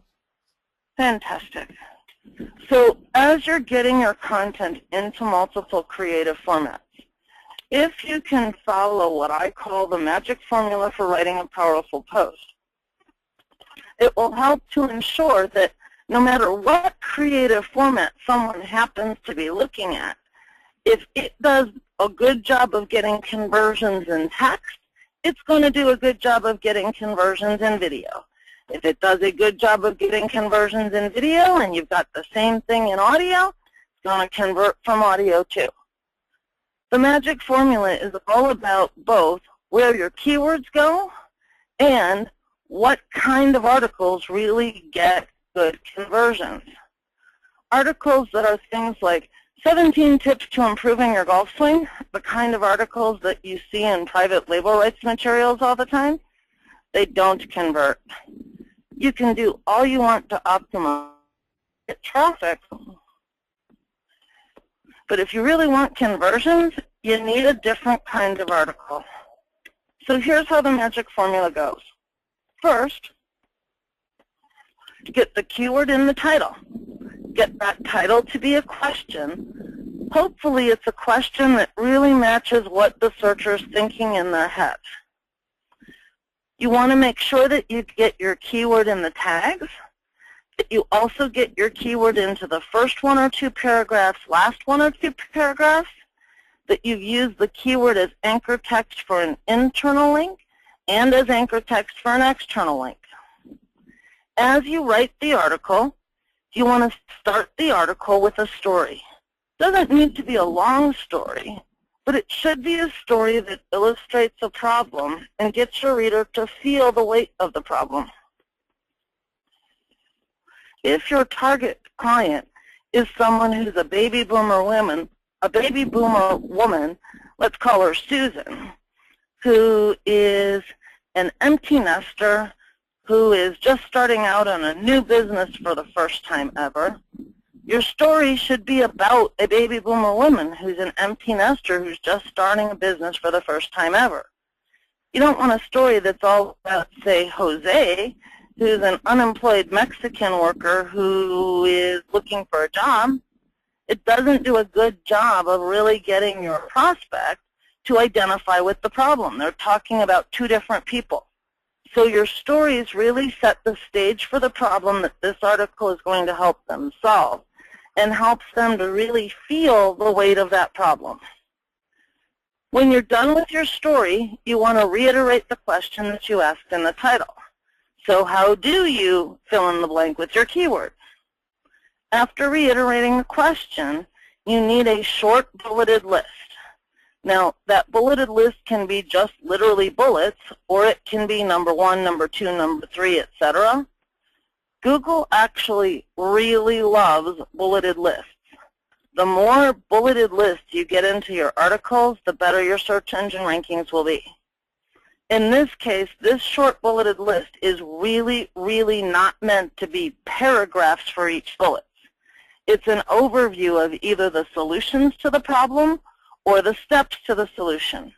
As I said earlier, don't leave steps out. Put a high-level overview of all of the steps. It'll serve you and your readers very well. At the end of that short bulleted list, go on to explain that a little bit. It doesn't need to be super long. It can be 1 or a couple of paragraphs. And at the end, lead into a call to action that either gets them to opt in for something or gets them to buy something at a low end. In other words, anywhere from $10 to $100. Don't try and sell a coaching program for $5,000 from an article on your blog. It's not going to work. Baby steps. What you're really doing with your article is starting a relationship with this person. It takes time to build a relationship. Think about it this way. In the real world, if you were out looking to get married, you might go out on a blind date with somebody. When you go out on a blind date with somebody, that's exactly what's happening when someone's visiting your website for the very first time. In order to go out on a blind date with the right person, you need to get the phone number right. Get the phone number wrong, you might go out on a blind date with somebody, but probably not the intentional person. When you get out on that blind date, though, more often than not, you don't really talk a lot about the phone number. The same is true on your website. While you need the right keyword to bring you back, that does not mean that the article needs to be all about that keyword. You want that article to be conversational to really get your prospect to want to build a relationship with you so that they want to go to the next step. The next step from a blind date isn't usually getting married, having kids. Do you have blind dates that end up getting somebody to elope on the same date? Yeah, but what is that, 1 in a million or 1 in a million plus? Same is true on your website. The next step after a blind date is probably a real date. It's not even going steady. When you're going out for that first real date, that's what happens when someone signs up for your list and clicks that first link in an email to go to some other sales page. It's not moving them all the way into buying a membership and being with you for several months. It's too far too fast. If you can really treat this as the same thing as the dating relationship, it will serve you very, very well and serve them very well at the same time. So before I go on to the last key of blogging daily, any questions about the magic formula or where to put the keywords in creative formats? No. Nothing right now, Gina. Good. So especially the first 90 days, it is really, really important that you blog consistently. The closer you can come to 5 days a week for 90 straight days, the better your traffic will be by the end. As I said earlier, it's not enough to just put up an article, post it on your site, and be done. After you've put your article up, you've got to do stuff to kickstart the traffic. In this case, what you really want to do is what I call the simple 6-step process for driving traffic with your blog. The first step, write your blog post using the magic formula, getting your keyword into all of the appropriate places. That's step 1 of the simple 6-step process. Step 2, really, really simple. You need to ping the search engines and other sites to tell them that you have something new for them to find. Pinging is just like picking up the phone and saying, "Hey Google, got something new for you to see," so that both Google and other search engines come to the site and find this new piece of content and get it indexed in search. I have seen examples of students who have put up a new article, and as soon as they ping, get the search engines to their site, index the article within 20 to 30 seconds. I can remember one specific call with Tim, 42 seconds. It was already showing up in Google. Pretty darn sweet. So how do you ping the search engines? There is a service called Pingler.com. And Tim, maybe you can type this in the chat box for everybody. It is Pingler, Pingler.com. You don't need the paid account from Pingler. The free account will do. You simply put in the title of your blog post, a description of your blog post. I usually use the excerpt or overview of my post, the tags, same tags as you put in the article, and a link to the article.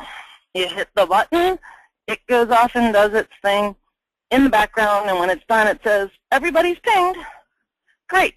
Now you can go on to step 3. That was easy. Step 3. You want to find 5 other people's blogs that have the same audience that you have. You want to write a comment on each of 5 different sites.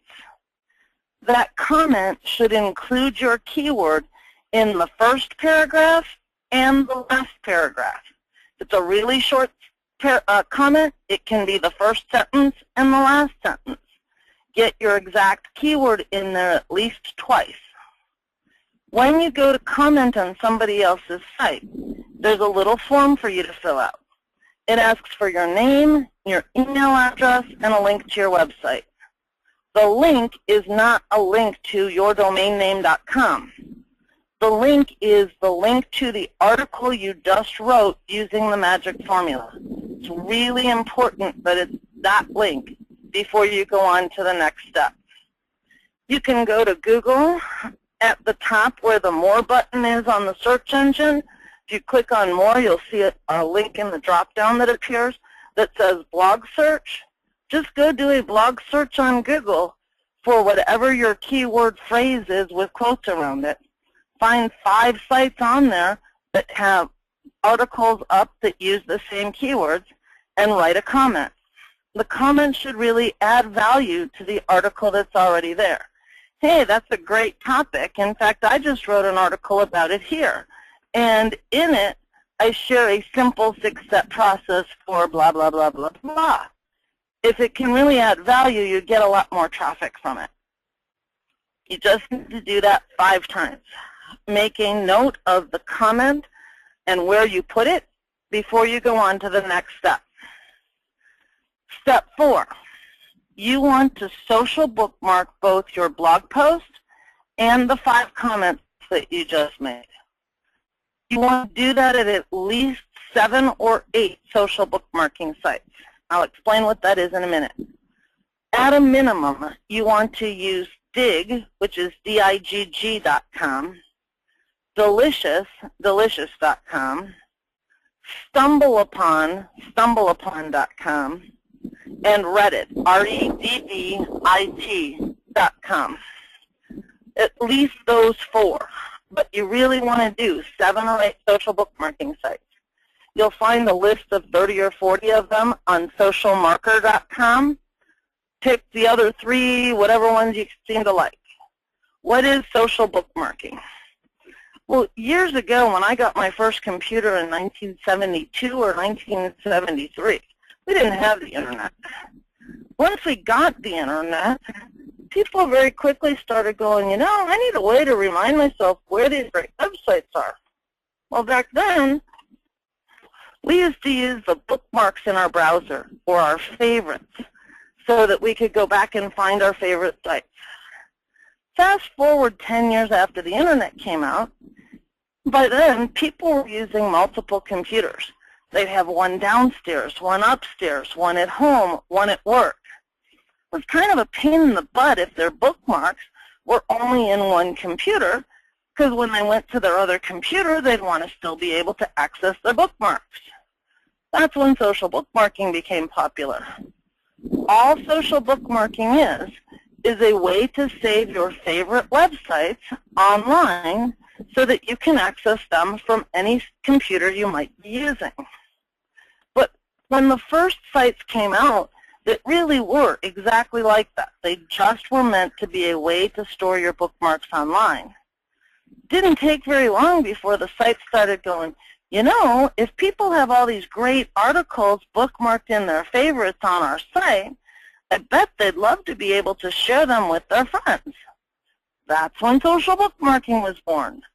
So all of these social bookmarking sites work pretty much the same way. When you go to the site, you're going to see a list of those bookmarks that have been saved most recently. When you add something to your social bookmarking account on that site, it will jump up to the top of the list. But the minute I go and add something to my account, my bookmark will jump on top of yours. As people are doing that, they're going and checking out one another's bookmarks. And the article that you've bookmarked is going to start dropping in that list. If somebody else sees it, likes it, and adds it to their bookmarks, it jumps back up to the top. But in a busy internet day, it could be really short amounts of time, 30 to 45 minutes, before enough people have saved new things to their bookmarks that your article fell off the page. You're not necessarily using social bookmarks so that you can get traffic from the people seeing it on the social bookmarking site. You're using social bookmarking as a strategy for improving your search engine results. Every time you add your bookmark to a social bookmarking site, it gives you one more entry in the search results. This time it's your bookmark that shows up in the search results. Now, when you bookmark your article, it creates a backlink that goes from Digg to your site, from Delicious to your site. That backlink or inbound link, you really need thousands to tens of thousands of them to really get great search engine rankings. But there's one thing you can do that can make it a lot easier to get the equivalent of thousands of backlinks to your site. And that's doing what's called deep linking. If you create a link that goes from site number 1 to site number 2, then from site number 2 to your site, that 2-level deep inbound link is worth 40 to 50 one-level deep inbound links. By social bookmarking your 5 comments that each then link back to your article, you now have the equivalent of 40 to 50 backlinks for each of those 5, making it more like 250 to 500 backlinks, even though you've only had 1 backlink from each of those 5 comments. They are that valuable.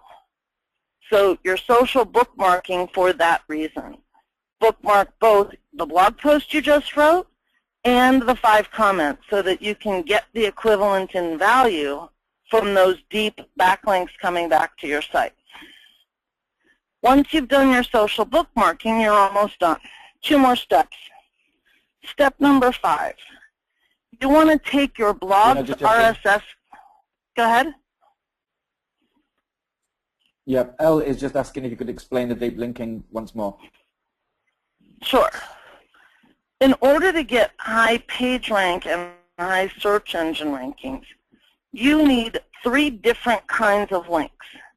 You need thousands of internal links, links that go from page number 1 of your site to page number 2 of your site, where both pages use the same keyword. You need an equal number of external links that go from a page of your website to a page of another site that uses the same keyword. And you need 10 times more backlinks or inbound links, links that go from some other site to your site. Essentially, to become an authority in the eyes of Google, it's going to take tens of thousands of inbound links or backlinks.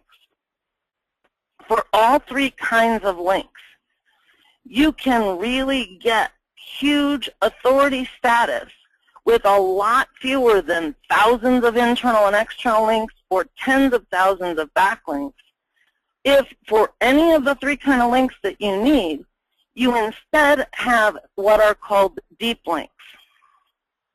A deep link is a link that would go from page 1 to page 2, from page 2 to page 3. If those 3 pages were all on your site and all 3 had the same keyword, that's an example of a 2-level deep internal link. Again, it's worth 40 to 50 1-level deep internal links. It works the same way if they are inbound links or backlinks. If you have a link that goes from a social bookmarking site like Digg to a comment you just left on another site, and then you have a link from that comment to the blog post you just wrote, that creates a 2-level deep inbound link to your site. It goes from Digg to the other people's blog, from the other people's blog to your blog post. That 2-level deep inbound link is worth on the order of 40 to 50 links that just went from some other site to yours. So with a lot less than tens of thousands of inbound or backlinks, you can become an authority in the eyes of Google just by using this deep linking structure. Hopefully that made sense. Any other questions before I go on to step 5? Nothing right now, Gina. Great. Almost done. So step number 5. You want to add your blog's RSS feed to 5 RSS directories every day. So what the heck is an RSS directory? It's essentially an article directory. Instead of you having to go to the article directory and submit every new blog post you write one at a time, WordPress creates something called an RSS feed automatically. Every blog has one. If you go to yourdomainname.com/feed, that's your RSS feed. In an RSS feed, the formatting of the website, the layout, the colors, the graphics, none of that's there. All that's there is just the content of the blog posts. If there are images in it, the images are there. If there's an audio or a video in it, the audio or video is there. That's it, just the content. You want to go to Google and do a search for free RSS directory or free RSS directory list. There are tens of thousands of free RSS directories that allow you to give them your feed. They essentially subscribe to it, and from that point forward, every single time you write a new article, it automatically shows up on that article directory because that site has your RSS feed. If you do this 5 times for every blog post, and you're writing 5 posts a week, at the end of week 1, you've submitted your feed to 25 RSS directories. Monday, you write a new article. You publish it on your blog. In less than a couple of seconds, you immediately have 25 backlinks to that brand new article. You didn't do anything, but you had those 5 RSS directories that you submitted your feed to every day for a week. 25 sites now have that brand new article you just published showing up on all 25 of those sites. If you just do this one step, submit your RSS directory to your RSS feed to 5 RSS directories a day for a period of 90 days, by the end of 90 days, when you publish a new blog post, you will instantly have hundreds to thousands of backlinks before you do anything else. That's what will cause a mammoth amount of traffic to happen. So step number 6, last but not least, you want to invite 5 people to become your friend every day on a site called blogcatalog.com. It's a blog directory. There are other bloggers there. You want to find those bloggers in your niche and invite their friends to become your friends. 5 of them a day. That is the simple 6-step process for driving traffic. If you just followed the magic formula for writing a powerful post and the simple 6-step process for driving traffic for a period of 90 days, you will really be getting enough traffic that you can easily reach your goals.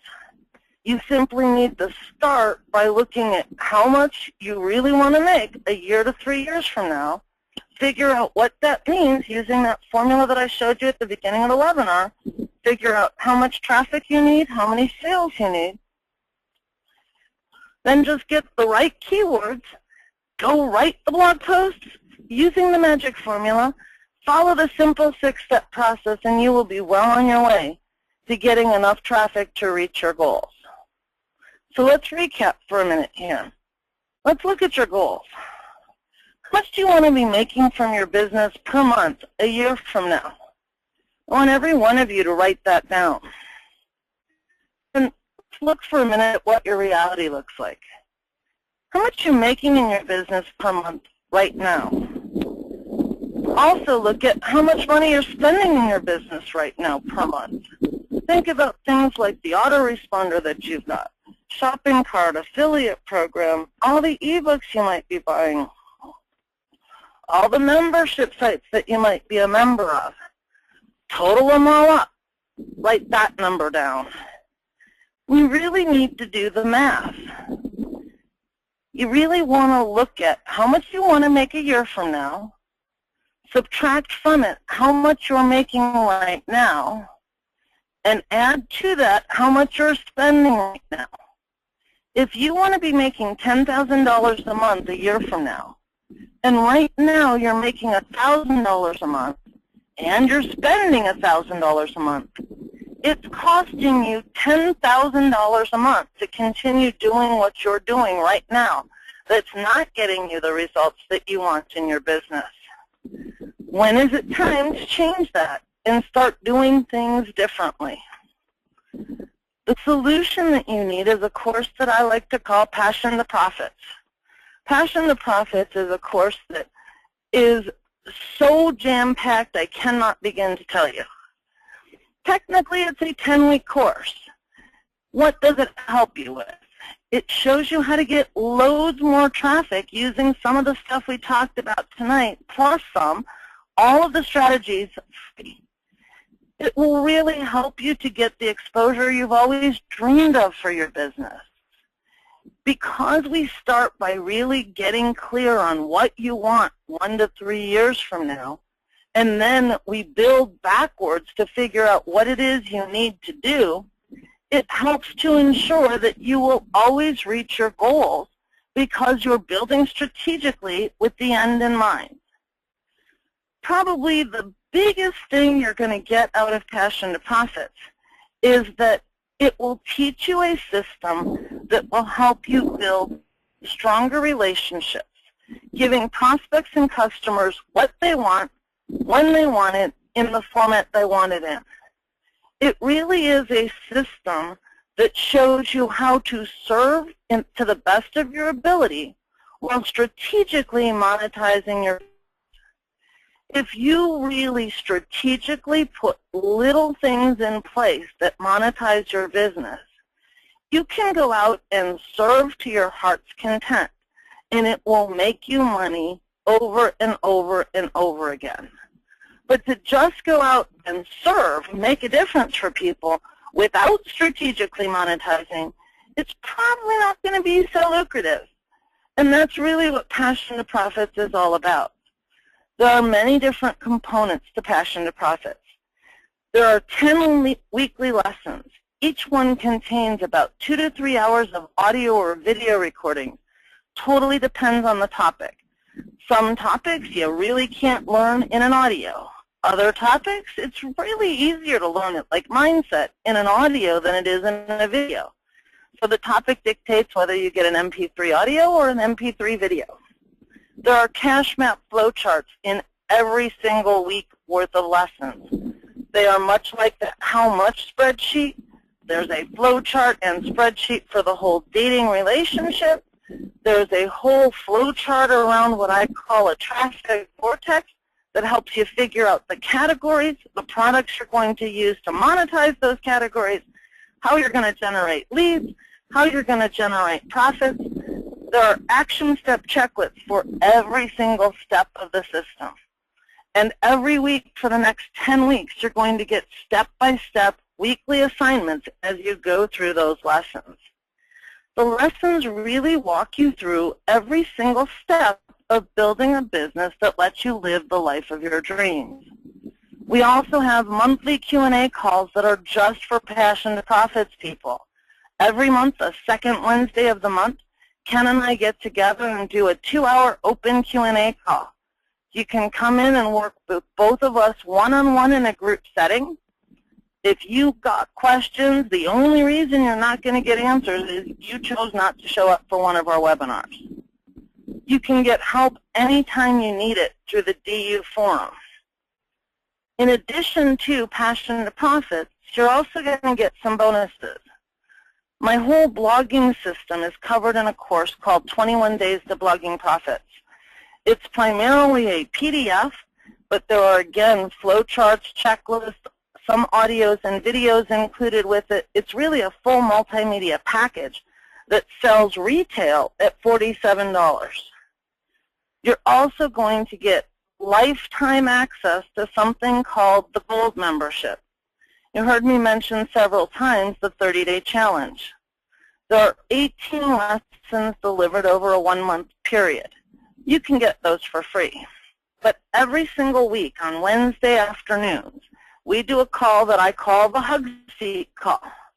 We have one person who volunteers every week that we look at where they're at right now, where they want to be 1 to 3 years from now. In the period of about 2 hours, we build the entire strategic plan for how to go from where they're at to where they want to be. As a Passion to Profit student, you get one of those Hug Seats. You can come in anytime there's an opening, volunteer. I will personally help you build your strategic plan on a Hug Seat. In addition, you're going to have lifetime access to those Wednesday Gold calls.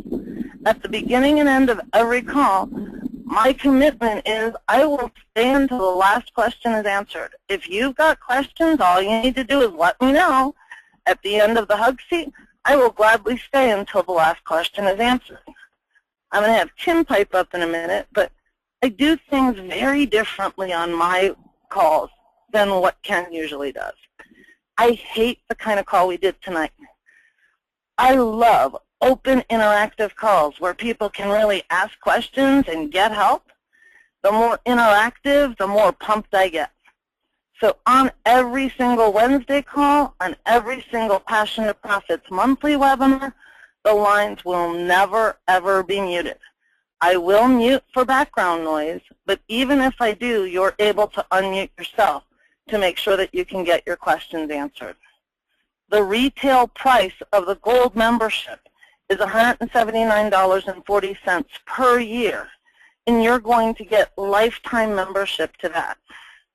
And if that wasn't enough, well, I'm also going to throw in a couple of other things. I have a team of coaches that do strategy sessions one-on-one with my people. As a Passion to Profit student, you're going to get a one-on-one call with me for 1 hour. You can ask any questions you want. I don't care what it is, whether it's a mindset question, a question about monetization, a question about blogging. I don't care what it is. We are going to get together for an hour. We're going to look at your strategic plan one-on-one. You're also going to get a product called the Blog Systems Workshop 1 and the Blog Systems Workshop 2. A couple times a year, I do weekend workshops in a webinar.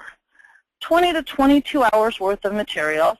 They're very workshop-oriented, meaning it's not just teaching, it's really about the doing. I have 2 separate courses on the topic of blogging. And as you saw tonight, blogging means a lot more than just blogging to me. These 2 courses total over 45 hours worth of step-by-step, how do you really use a blog to get results. They retail at $494 total, $247 each. You're going to get those 2. So let me just recap everything that's included. The one-on-one strategy session with me. If you were to come in and coach with me one-on-one, it would cost you $1,997 per hour. I have a lot of students, and I just cannot possibly serve every person I'd like to serve. So my time is $1,997 for an hour, and you will get an hour with me personally, not with one of my coaches.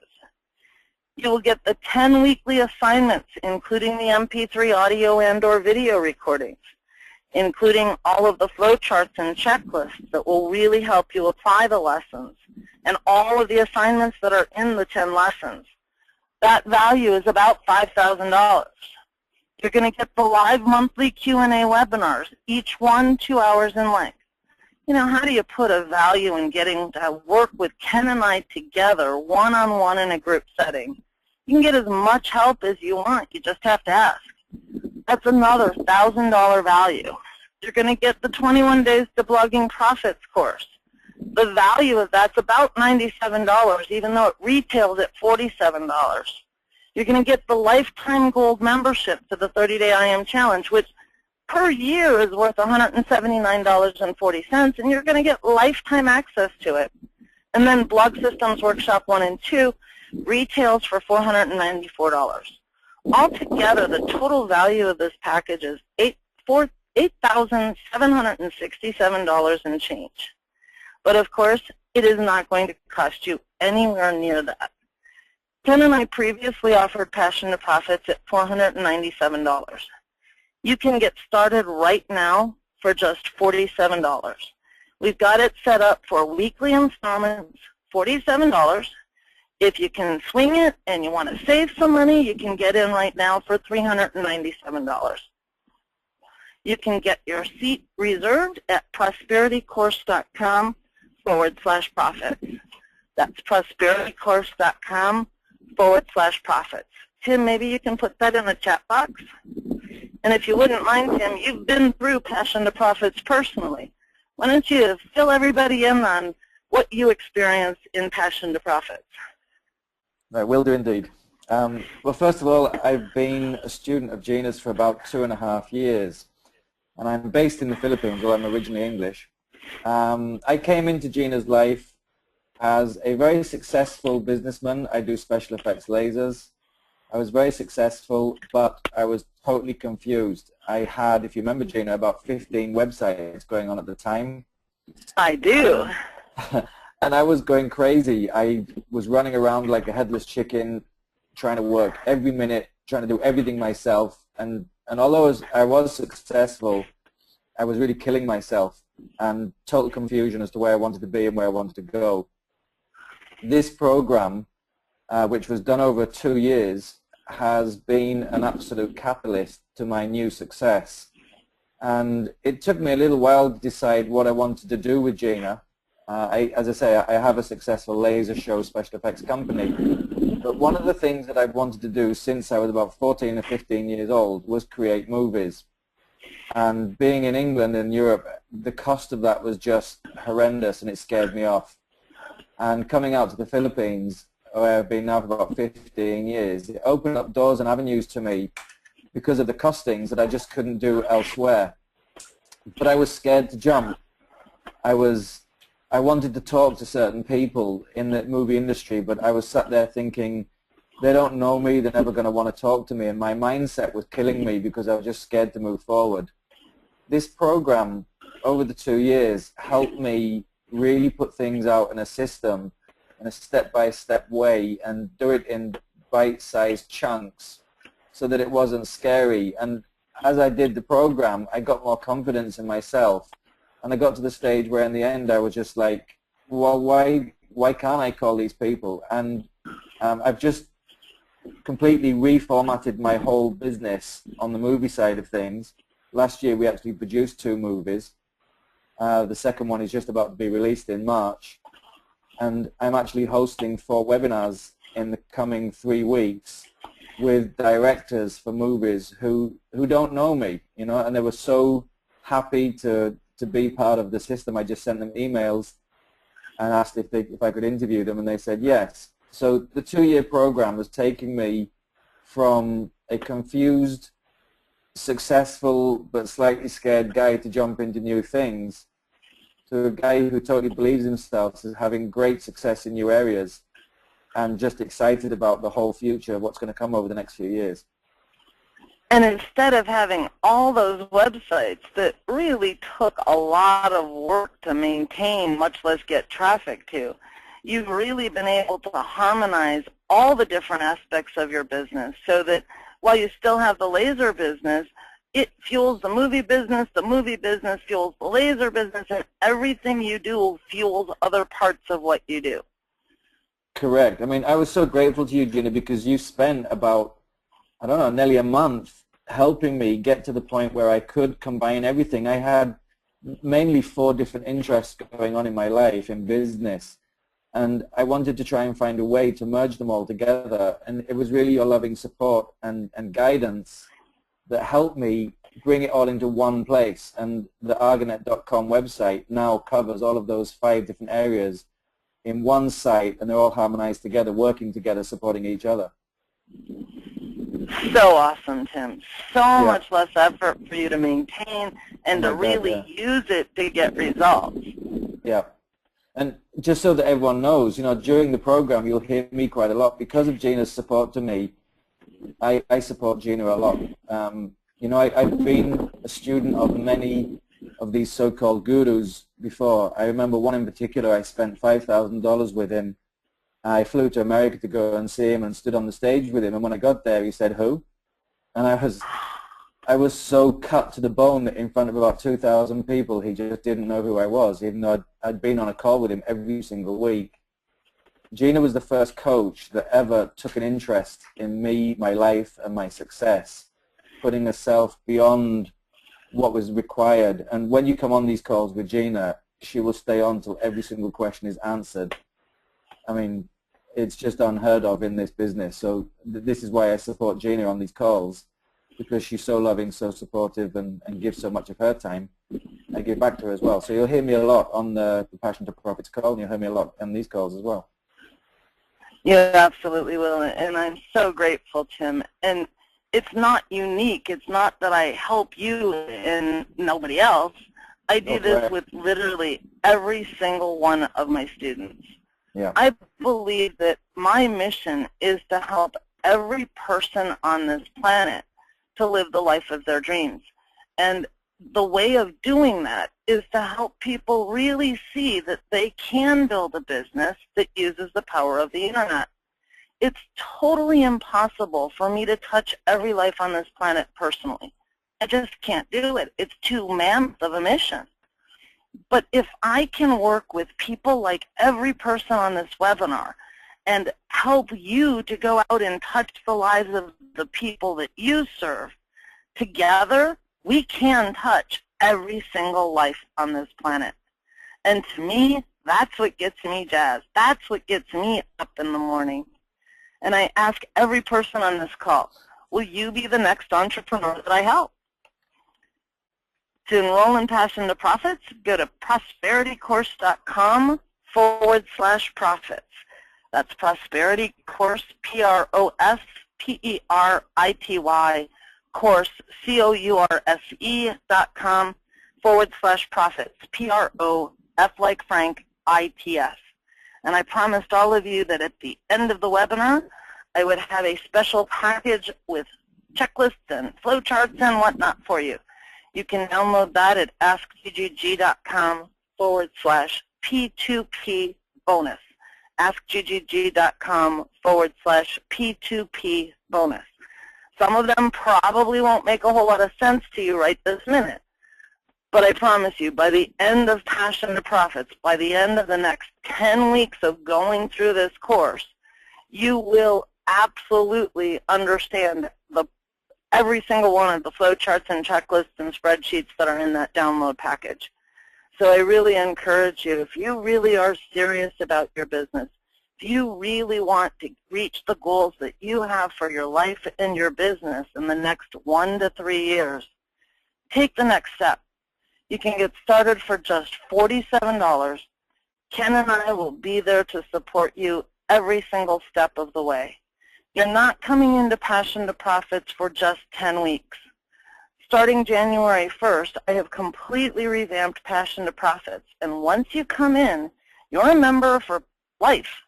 You can be coming to the monthly Q&A webinars every single month for as long as you want. I will be there every month to get you the answers that you need.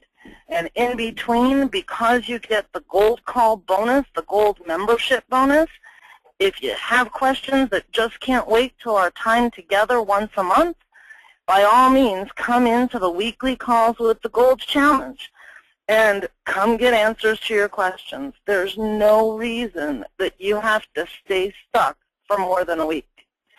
If you can really apply what you learn and continue to take what I call corrective course action, you really can make all of your dreams come true and truly live a life of purpose and passion within the next 1 to 3 years. Thank you all so much for being here tonight. Any final questions that I can take and answer before we get going? There is nothing at the moment, Gina, but there is a thank you and a smiley from Elizabeth Carrington. Thank you, Elizabeth.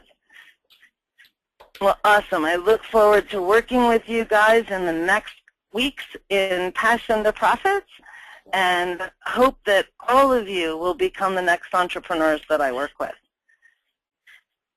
Take care, everybody.